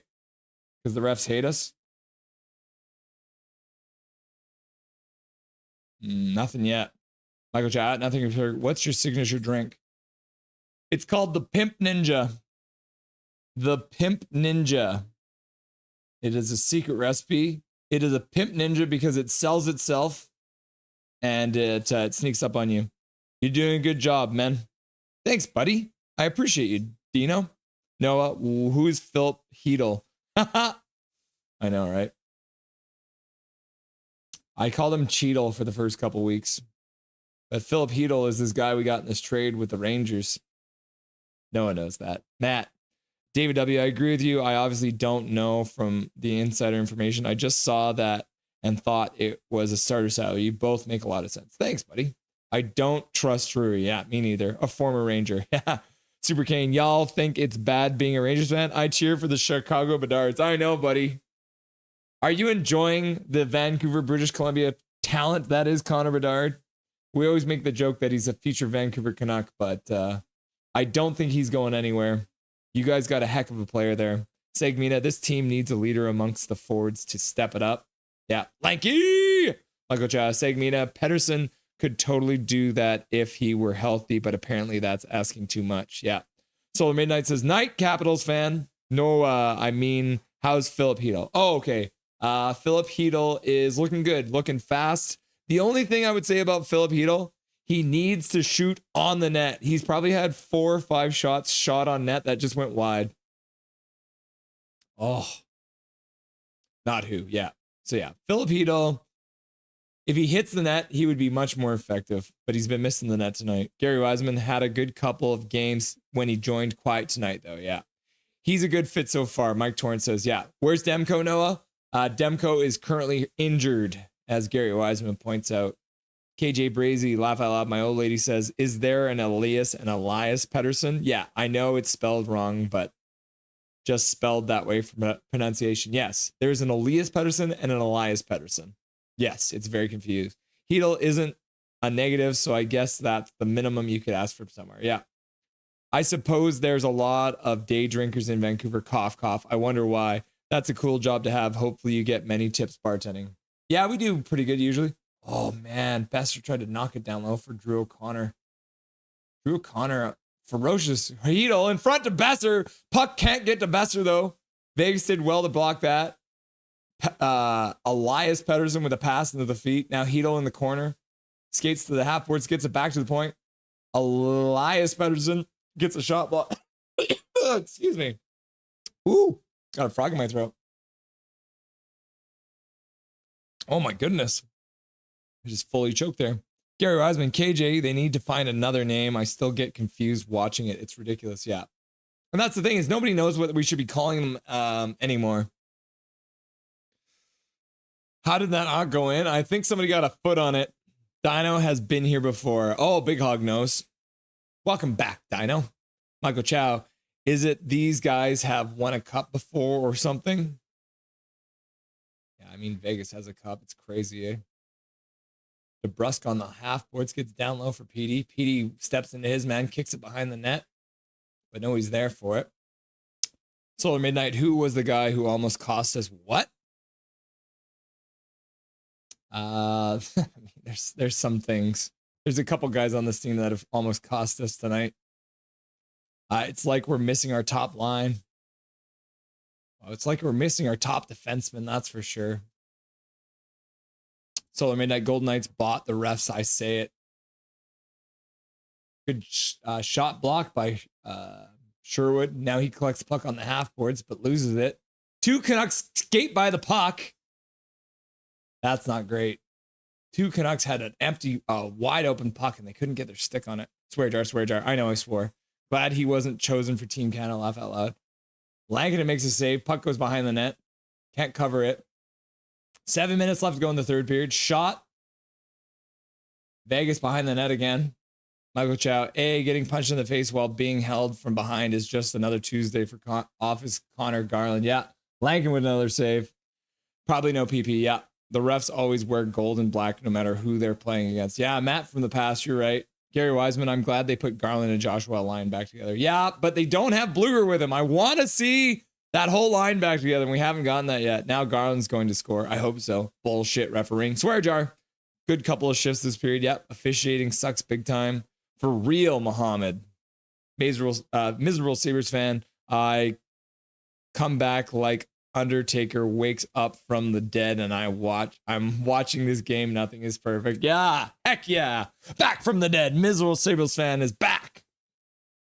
Play the cue the Undertaker music. Oh, hey, apparently Kuzi scored a goal tonight or something. Ha ha. No, he was just injury prone for us. Yeah. Solar Midnight Russell, but it's cool though. I root for the Canucks, even though I'm a Columbus Blue Jackets fan. Yeah, we appreciate the support, man. Stone gets a shot block from Susie. Canucks do definitely still seem off right now. Dakota Joshua puts it behind the net. Gave it away at the blue line. Some risky plays happened from the Canucks. They managed to get out of the zone. Dakota Joshua skates in. He passes it across. Shot, save, rebound. Heronic nails his man down. Chaos in the zone. Vegas has iced the puck. Vegas, you are not allowed to have easy bake ovens on the bench. We've talked about this. They're dangerous. It's gonna burn your fingers. Learn the rules. We're not making cake. We're playing hockey. Ooh. Michael Chow, Noah Borio, who? The Undertaker? Philip was injury prone. Oh, okay. Yeah, that's what we heard. That's kind of what we heard was like, oh, he might get a concussion and be out. Echo one shot for $500. Please, bro. Skloochy 9. Is that how I say it? Skloochy. You need one shot and you'll win $500. Does Eichel not have a shot yet?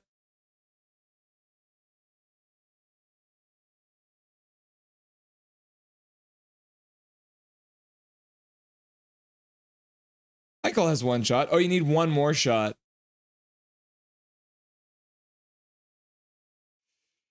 Welcome to the stream, Lucci9. Nice to have you. Canucks are going to the penalty kill again. Oh no, the Canucks are getting a power play. Tyler Myers skates towards his own empty net. That was terrifying. M. Pedersen. M. Myers. No, Tyler Myers is not M. Myers, what I'm talking about. Michael Chow, Undertaker probably would have been like Vinny Desharnais if he played hockey. Garland in with speed off the half boards. Tries to put it to the middle. Collects the puck in the corner. Canucks get a little extra time here on the power play. Pedersen with a errant pass across. Collected by Hoglander. Hoglander puts it to the front. Canucks manage to collect the puck. Vegas can't get control. 6-on-5 hockey here. Pedersen with a pass across Hoglander, but it gets intercepted. Hannafin stops it from getting across. Rempe! Nah, Rempe moves way too fast. Jazz, we need Crosby in his prime right now to try to win. Yeah. And then Dave DeVilliers is like, oh, wait. Ha ha! One more shot. Okay, you need one more shot. That's what it is. You need 2 shots at least. Lucci, I hope you get your shot, but I hope he doesn't get a goal. Let's say that, eh, Lucci? If you're cheering for a team, do you cheer for teams or do you just cheer for your bets? Noah Borio, Rempe ain't that good. Gary Wesman, Russ the bartender says, no more shots for you. Jaeger mom, new haircut. You like my new haircut? Jaeger mom. Michael Chow, you can move fast without being good. That's the story of Will Lockwood. And Mason Raymond, Lankinen is him. Solar Midnight Caps, Capitals fan. We play you guys in April 12th. Not looking forward to it. I think Capitals fan might be gone now. Muhammad, great save, Lanky. Sabres fan haunts me. Yeah. No, Borio, stay it like that. Say it like that and good. Does Demko get paid? Does Demko just get paid not to play? Yes. He's currently getting paid not to play right now. He's getting paid $5 million to sit on the bench. Dave DeVilliers got the rule book out. Michael Chow, I wouldn't say this is a trap game, but for the first game back from the break without Hughes and an injured EP40 against a tough team, yeah, if the game ends 3-1, I'm not going to be mad about it. Me, miserable Sabres fan. I am more miserable than Rangers fans say they are miserable, just saying. Yeah, I mean, you're a Buffalo fan, so. Big PP. Yeah, I got him for 2. Okay, Lucci. Big PP, Canucks PP. I love big PPs. Learn the rules. Vegas Golden Knights is Solar Midnight. You love to see PP.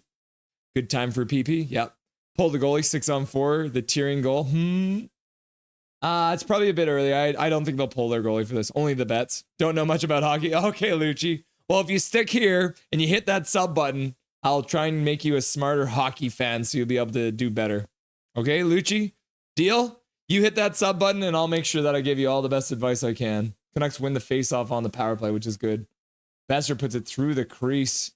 Nobody was there. It went off the corner boards and all the way down. Hronek collects it. Solar Midnight. Oh no, where's German Canucks Nation? We need his miracle. Yeah. I'm assuming it's probably like 3 a.m. for him, so he might be sleeping. The whistle had gone. Puck's in the net, but the whistle had gone. Quick whistle from the refs. Janice McKay, I may be an Oilers fan forever. I have to admit, I wish you were streaming for us. You make the stream so much more fun. Scores, Canucks. I hope so too, buddy.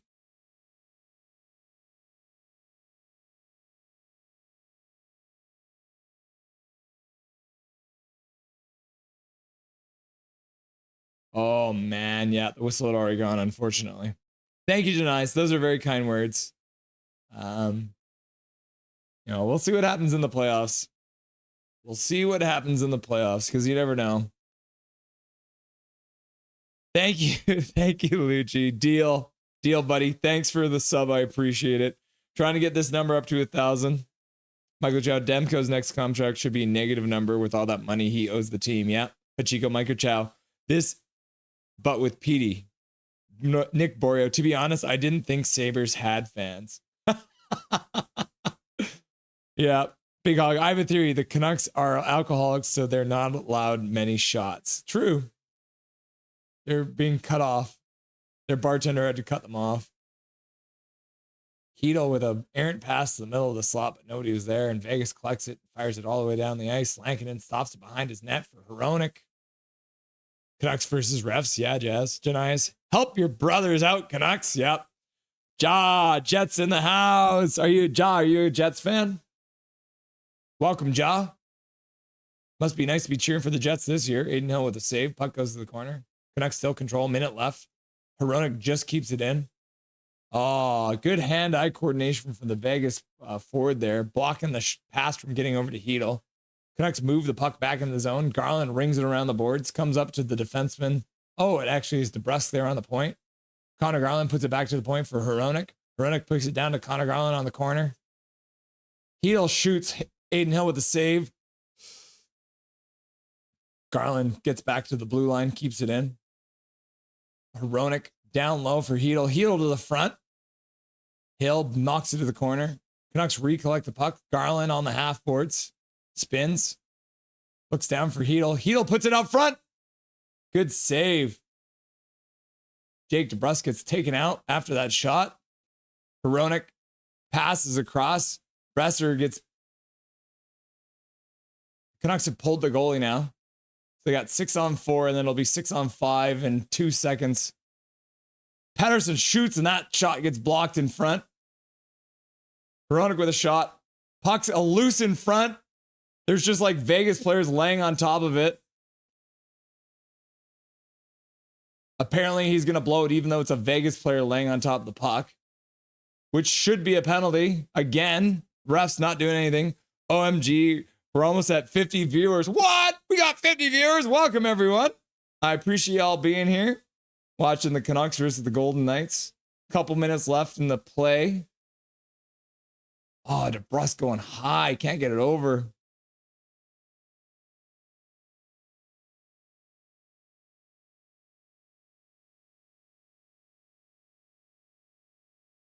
There is a player covering the puck. That is a delay of game penalty. The goalie does not have the puck. Watch this overhead. Puck comes out, and then watch the defenseman closes his legs on the puck. There is no way that should be blown dead. It's McNabb. He's a defenseman. You're not allowed to cover the puck. That should be a penalty. Oh my God. Rick Todd called the timeout. God, pull the goalie and end this misery. These refs are horrible. Yeah, Noah, you're right. This is what we deal with on a regular basis here in Canuck fandom. Pick cross the line, but the freaking refs. Yep. Zorro Rosario, which NHL player wants to be in Buffalo? I don't know. Hey, sir. Repulate. Welcome to the stream, Repulate. Nice to have you. I don't know if I've seen you before, so welcome to the stream. This is Nothing is Perfect. Today is your birthday. Wow. Here on Nothing is Perfect, we like to sing happy birthday. Happy, happy birthday, Repulate, dear. Happy days will come to you all year. If I had a wish, then it would be a happy, happy birthday to you from me. It's a different happy birthday song, but it still works, buddy. It's a happy birthday, my dude. Thanks, Chico. Mohammed Bull Rap. Bro, that should count. Hill didn't have it covered. Correct. Noah Borio, y'all watching basketball or nah? Not a lot, Noah, but I do here and there. I'm an LA Lakers fan, so I'm a fair weather fan. So if they're winning, I'll watch. Right? Classic LA Lakers fan. Miserable Sabres fan. And I didn't think New York Rangers and New York Islanders was the same. Oh. Pedersen. Shot. Aiden Hill makes a save. Vegas gets it to the half boards. Eichel passes over to Petrolangelo. Vegas gets it down. And then they come in offside. And then the faceoff is going to be just outside the Canucks blue line. So they're probably going to have to put Lankinen back in net. Has anyone heard anything about PD trade to Philly? I heard there was an offer for 2 of their players, but I forgot who. Has anyone heard anything? Not recently, but anything's possible, I guess. Michael Chow, Sabres should move to Rochester, rename themselves the garbage plates. Yeah, so Lankinen back in net, 2:21 left to go. Canucks are up to 32 shots. They've had a flurry of shots in the last half of this third period. Slower midnight. They need to tie it now. I agree. Noah Borio. When was the last time the Sabres made the playoffs? It's been like 15, 16 years or something like that. Hedl with a good move to get through the middle. Shot. Aiden Hill puts it to the corner. Suter puts it behind the net for Hedl. Hedl digs it out. Puts it back for Besser. Besser puts it in the corner for Suter. Suter puts it back up to the point for Hronek. Hronek puts it far side for Hedl. Hedl back to Hronek. Shot in front. That goes off of Garland and ends up in the corner. Hedl recovers it. Puts it back up to Hronek, who bounces off the boards. Garland puts it through the crease. Nobody there to deflect it on that. Hedl puts it into the middle for Suter. Suter over to Hronek on the point. Back down to Hedl on the half boards. He puts it back for Hronek. Hronek with a shot. That one goes high and wide. Comes bouncing off the boards at a weird angle. And then Vegas is going to try and get it out. They do manage to get it out. Canucks are going to recollect and probably start a change. Oh my gosh. Garland just lost the puck for a second there. Nick's on top. Canucks pulled the goalie. Yep. You're very welcome, Repulate. I'm glad you appreciate it. Thanks for the birthday song. I love it. Appreciate it. You're very welcome. Come on, says Doug's World. Banned on a shot on the empty net.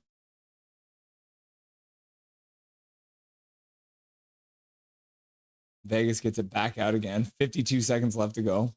Canucks carrying it out. Pedersen skating through. Dumps it into the corner. Hoglander moves in. Vegas rings it around. Sherwood's there. Vegas, the ref, sorry. I should have just said the Vegas player because it was the ref getting in the way.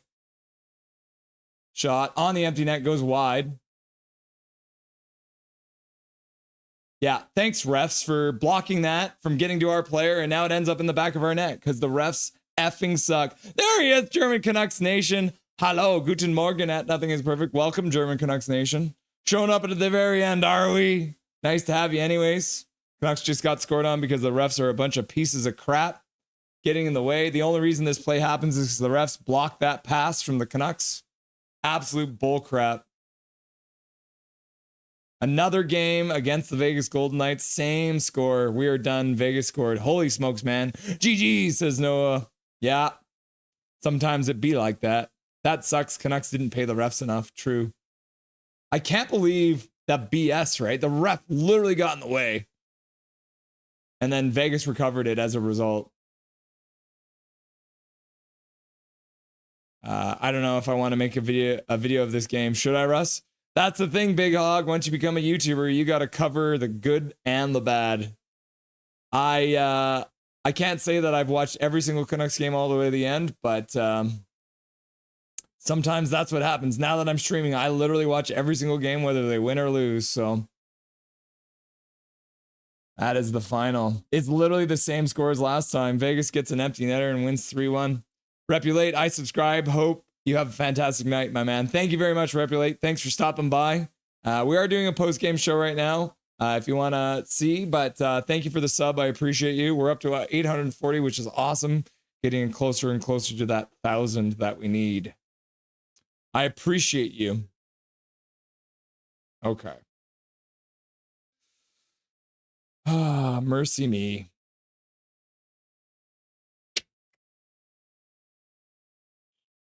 All right, let's get Dustin online here. It's always easier to get Dustin online. He helps me stay healthy mentally. Ah, mercy me. All right. Without further ado, Dustin Boydell. Hi. Different game, same literal same result. Canucks Yeah. score first, and then they scored on twice, and then an empty netter to make it 3-1. Well, 2 disallowed goals, a defenseman covering the puck in the crease, and breaking up the cycle in the last minute. You got to hand it to the refs. They did their best to give Vegas this one. The Canucks fought hard, man. But early whistle, quick whistle when Joshua could have poked that one in. Two and then whistles that shouldn't have happened. Just before that, Lankinen's fighting for his life at our end, covering the puck, and the ref has no idea where it is and waits forever to blow it down. It's just games like this where it's so glaringly obvious is just gross. Like they didn't even go to video replay on the Bluger one. They had their own conference and overturned it so that we didn't even really have a chance to challenge. Like, call the goal, and then if Vegas wants to challenge, let Vegas challenge. That's why the frickin' rule is in there. But instead, they don't even give that chance to anybody. They don't give Toronto the chance to say yes or no. Like, Bluger did his best to avoid contact at all with Hill there. I don't understand how that's goaltender interference. Well, I mean, and then even just McNabb, it's literally a defenseman covering the puck in the crease. That is a penalty, straight up. There was 2 trips, blatant trips, 3 penalties right there that they didn't call.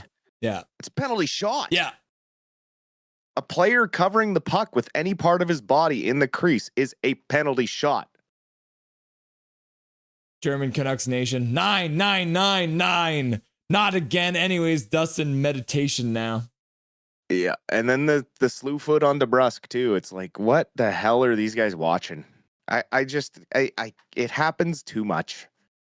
It's league wide. It's not just Canucks. You just see which teams are the teams that get the love and catering from the NHL. Well, it's funny too because I think expansion teams. We get some crap sometimes in the comments, which it doesn't happen all the time, but every once in a while we'll get a fan from the other team and they're like, "Oh, you guys are just complaining that the refs lost you the game." It's like, no, we aren't always saying that. There has been the odd occasion where we're like, straight up, the refs cost us that game. But the most part, the majority of the time, 99% of the time, it's like, man, the refs just suck on both sides. Yeah, and that's the thing is they just suck now. They're getting worse and worse. Like that scrum when the players are pushing and shoving and the ref's on the side blowing his whistle like an idiot, like 100 times. It's like they heard the whistle the first time. They're not going to stop. They have some shit to say to each other. And use your words like a big boy. Put the whistle away. You sound like a Karen. Like it's just like, holy, what is happening to this league? And the officials are just acting like they're the show. And then the double wave out later, like at the end of the game there, waving out Eichel, waving out Petey. Just drop the friggin' puck. Yeah. Oy. Connor Garland is literally in a chokehold from behind. Aiden Hill pops in the face with a blocker hand that has no stick. That's a penalty. No call. Nothing. Hedl skating to the bench gets drawn into a scrum, forced into an odd man scrum. Our guys come to protect him, and it gets evened up. It's not a power play for us. Like I just don't. Some of the stuff I just don't understand it. The Canucks fought hard to try and get back in and win this game. They had 18 shots in the third period. When was the last time we saw them do that? Like try to fight that hard. They fought back in the face-off dot to get it to 50%. These ones hurt because the team did try. They didn't have glorious chances, but they did try. And they did have a couple of chances that found the back of the net, but were robbed by officials that chose to, loosely adapt the rules to their benefit. Yeah, I'm getting pretty sick of that. And then I got a comment here from Solar Midnight, Columbus Blue Jackets fans. And Russell, NHL refs are worse than NFL refs now, which is saying something because the NFL refs have been suspect for a bunch of years. Yeah, like give me back Bill McCreary and Mick Magoo and Kerry Fraser. Like Give me those guys back. At least they had a backbone. They had a spine. They'd tell a player what for. Yeah. It's going to be a sad day when we lose like Wes McCauley.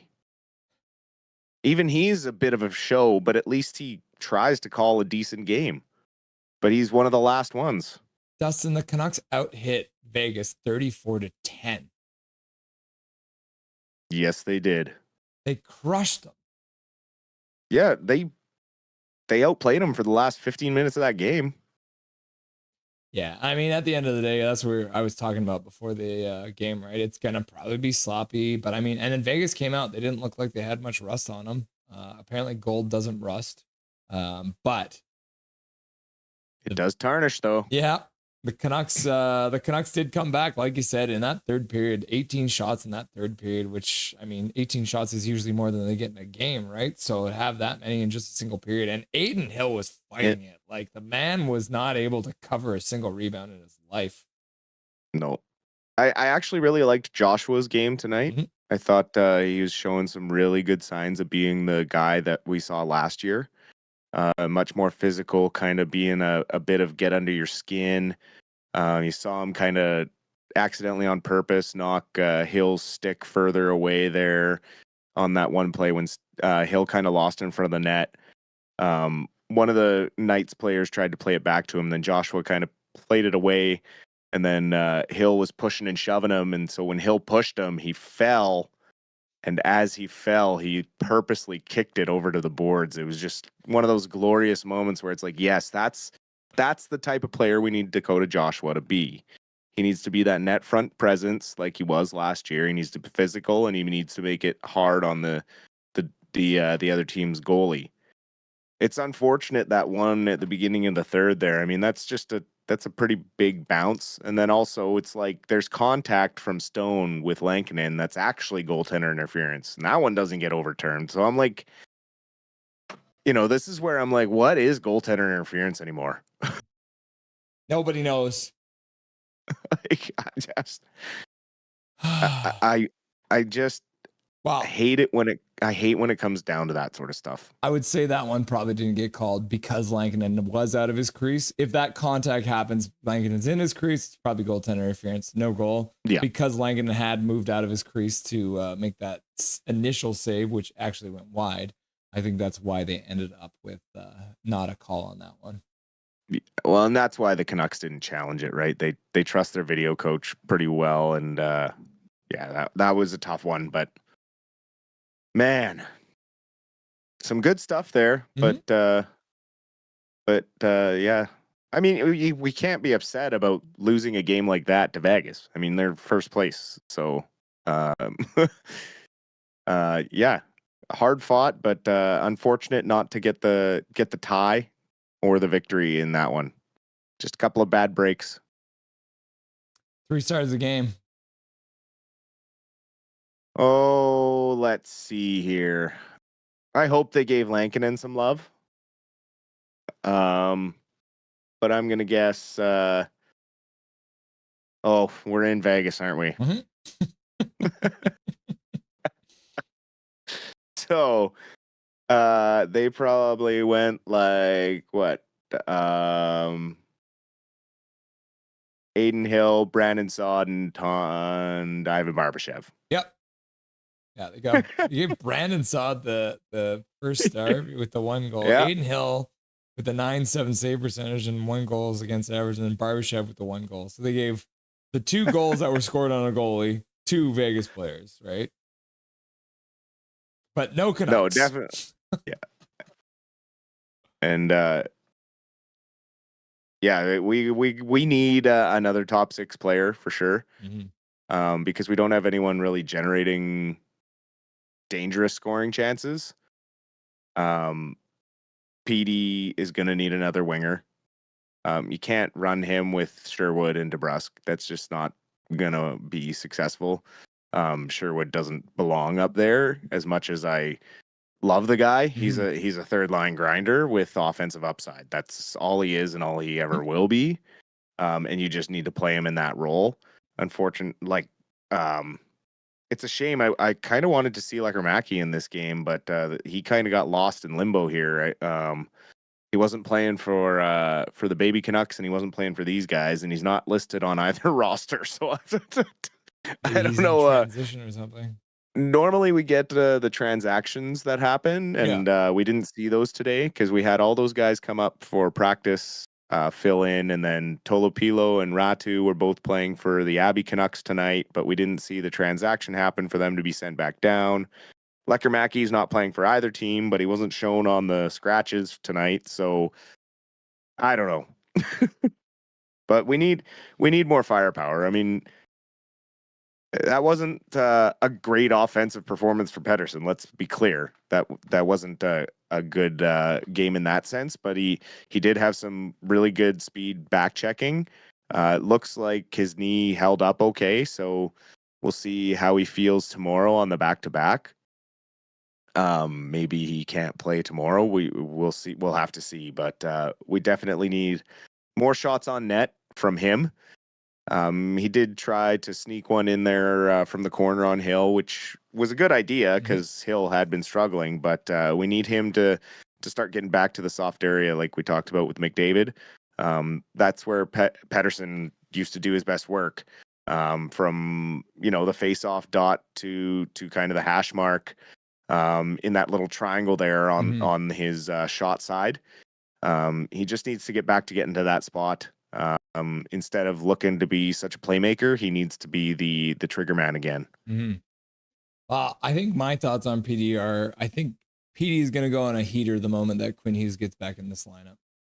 That's kind of what I've been thinking the last couple, is that I think what happens when PD is out there without a Hughes, teams can really focus corner Pettersson. But when Quinn Hughes is out there, everyone's obviously paying attention to what the heck he's doing. And then Pettersson can find that open ice. So hopefully, Hughes is close.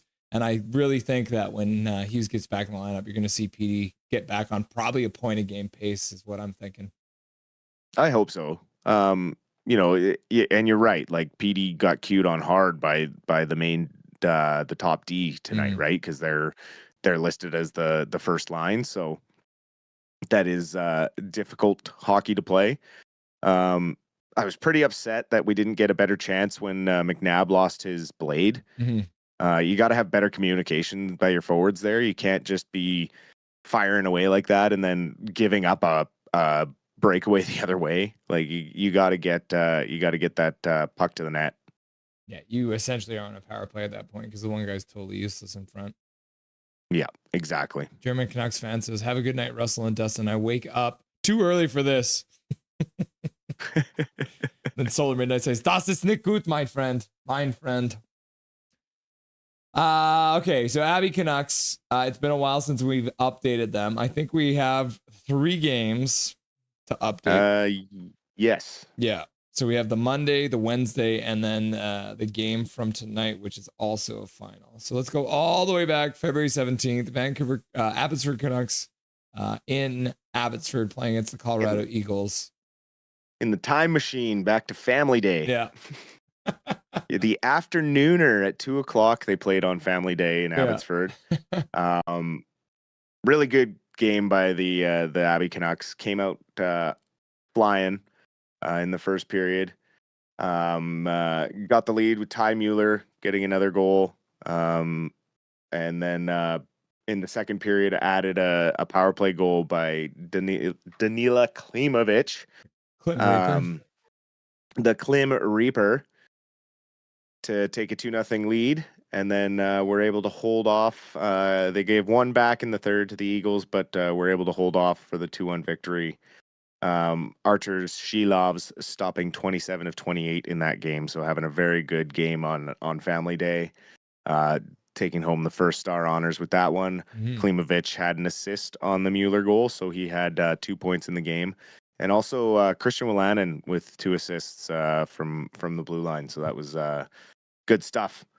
On Family Day, being able to sweep the 2 games against the Eagles to get a little redemption from when they went down to Colorado and got a couple losses. Yeah. Trying to catch those Eagles. trying to catch those Eagles. Now we're on hump day, Wednesday, February the 19th. You have the Abbotsford Canucks down in San Diego to play against the Gulls. How did that turn out for our boys, the baby Canucks? So this was a depleted baby Canucks lineup. So on this Wednesday is when everyone got called up for practice with the big Canucks. So Artur Shilovs, Nikita Tolopilo, DPD, Lekermaki, Aturatu, Niels Oman were all up with the big Canucks practicing. So a lot of call-ups from the ECHL. Ty Young called up from Kalamazoo. Jonathan Lemieux also called up. They had numerous forwards they had to put into the lineup. So a very mishmash lineup. And needless to say, they did not fare great in San Diego. A hard-fought game, though. They did their best. Kind of back and forth in the first period. Abbotsford with the lion's share of the shot total in the first, but the Gulls came out of the first with a 1-0 lead. Abbotsford was able to tie it up. Sammy Blais with his 8th this season in the second period from Kudryavtsev and Ty Mueller. But then it was kind of all the Gulls in the third period. They came out fast in the third with 2 quick ones to get up to a 3-1 lead. Abbotsford did fight back, getting one from Ben Berard, who was one of those call-ups to fill in for the missing bodies up with the big Canucks. And then Dino Cambites getting his 9th of the season to make it 3-3. But that was as close as they'd come. The Gulls would get the next one about 4 minutes later to take the lead, and then added an empty netter for the 5-3 victory. So a really well-fought game for a depleted Abbey Canucks team. So not too bad, not too upset with that loss down there on Wednesday. Are you upset about the game tonight? Not really. You know what? They fought back. It was 3-0. Some rough stuff. There is some history here with the Roadrunners. I don't know if how many recall, but early in the season, Montana Onyebuchi kind of blindsided Mark Friedman in front of the net and knocked him out of the lineup for a couple months. He didn't even get a suspension, did he? He was suspended for 2 games, I believe. But it wasn't a very long suspension. It was pretty nasty hit. So there's some history here, and so there was some fight in the second period. Chase Waters taking on Max Stuber. Some rough stuff. Linus Carlson with a slash on Onyebuchi. Onyebuchi kind of roughing him back, and then so just kind of a back and forth game. Abbotsford seemed a little distracted. And they still do have a bit of a weird lineup. They're still running because Shilovs is up with the big club, obviously, with Demko being injured. Lekermaki, as I noted a bit earlier, is kind of in limbo. We don't know where he is. We don't know if he's supposed to be with the Abbey Canucks or if he's supposed to be with the big Canucks. So Tucson got out to a 1-0 lead in the first, added 2 more in the second to get out to a 3-0 lead. In the third, Sammy Blais would get his 9th of the season from Aturatu and Cole McWard. And then with 30 seconds left in the game, Aturatu would get a second goal. But they just ran out of time, weren't able to get the third to tie it up and force an overtime here tonight. But some really good stuff we're starting to see out of Sammy Blais. Quietly starting to pad that goal total, and is technically a free agent at the NHL level. He's signed to an AHL contract, so who knows? Maybe he could be some playoff help come deadline time. If the right trade isn't there, maybe they can sign him, I believe, before trade deadline, and he'll be playoff eligible. Got the Roadrunners again. The AHL schedule, they played at 6:00 tonight. They're playing at 3:00 tomorrow. So even in a worse situation than the big club. But yeah, it should be a good game tomorrow. Some pushback from the boys in an afternoon game down there in Tucson, Arizona. Yeah, and we'll be keeping a close eye on the lineup to see where Lekkerimäki is. Tolopilo did play tonight, so he stopped 21 of 24 in the loss. Abbotsford did direct, I think, 39 or 40 shots, 39 shots on the Tucson net. Just weren't able to get that third goal tonight. So Unfortunate. hopefully we can bounce back and get a big win tomorrow. And then back with the Vancouver Canucks, quick turnaround. They got the AHL schedule, like we mentioned. They're playing Utah tomorrow, 5:00, so less than 24 hours between game times. Utah lost tonight as well, so both teams are on a back-to-back. Seems like the NHL wanted to jump on all the hype from the Four Nations Cup. They got a lot of games over today and tomorrow. Like I mentioned last time we chatted, the Canucks lost and blew big, a 2-0 lead against the Utah Hockey Club. What are you expecting from the second meeting of all time between these two clubs? Honestly, it'll depend on who's in the lineup. Tocchet had talked about deciding who the goalie would be tomorrow after the workload, and it's not like Lankinen had an easy night. So we'll have to see. We may be seeing Shilovs tomorrow night, Lankinen on the bench. Maybe Hughes is ready to go tomorrow. We don't know how far off he is. We were just told he's not playing tonight. So if those two things happen, who knows what kind of game we get. If Hughes is in the lineup, we could just see the Canucks really push the play and continue with the momentum they had tonight. If they play the way they did tonight against Utah, I mean, they should have a really decent, complete game, and hopefully can find a couple extra goals in the back of the net. Yeah, I mean, Hughes in the lineup makes this team a totally different entity, right? Because suddenly you have a power play quarterback. You suddenly have, you're sitting at a really good defenseman, which you're not really doing these days. Forbort probably comes out of the lineup is probably what you'd end up seeing there. So probably just a more speedy defense overall. Forbort's not too bad. He's not a Desharnais, but definitely is not as flight as foot as obviously Quinn Hughes is. So second game of the year down there in Mormon country, down there in Utah. You'll be by for the first period, right?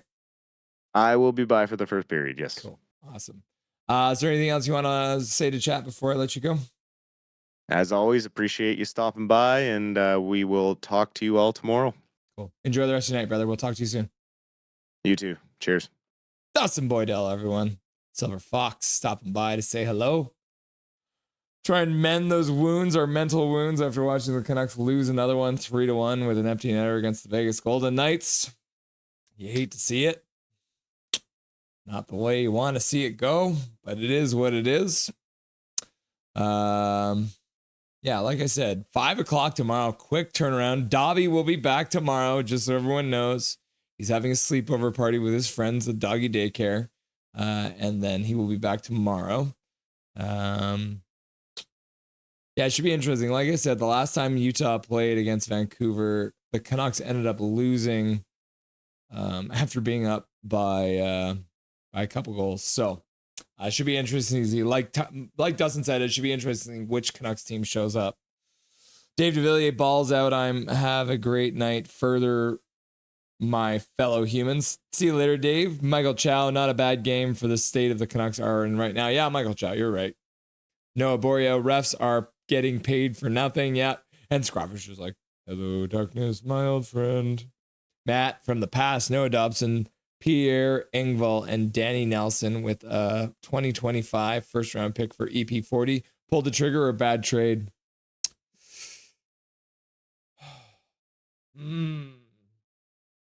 I don't think they'd make that trade.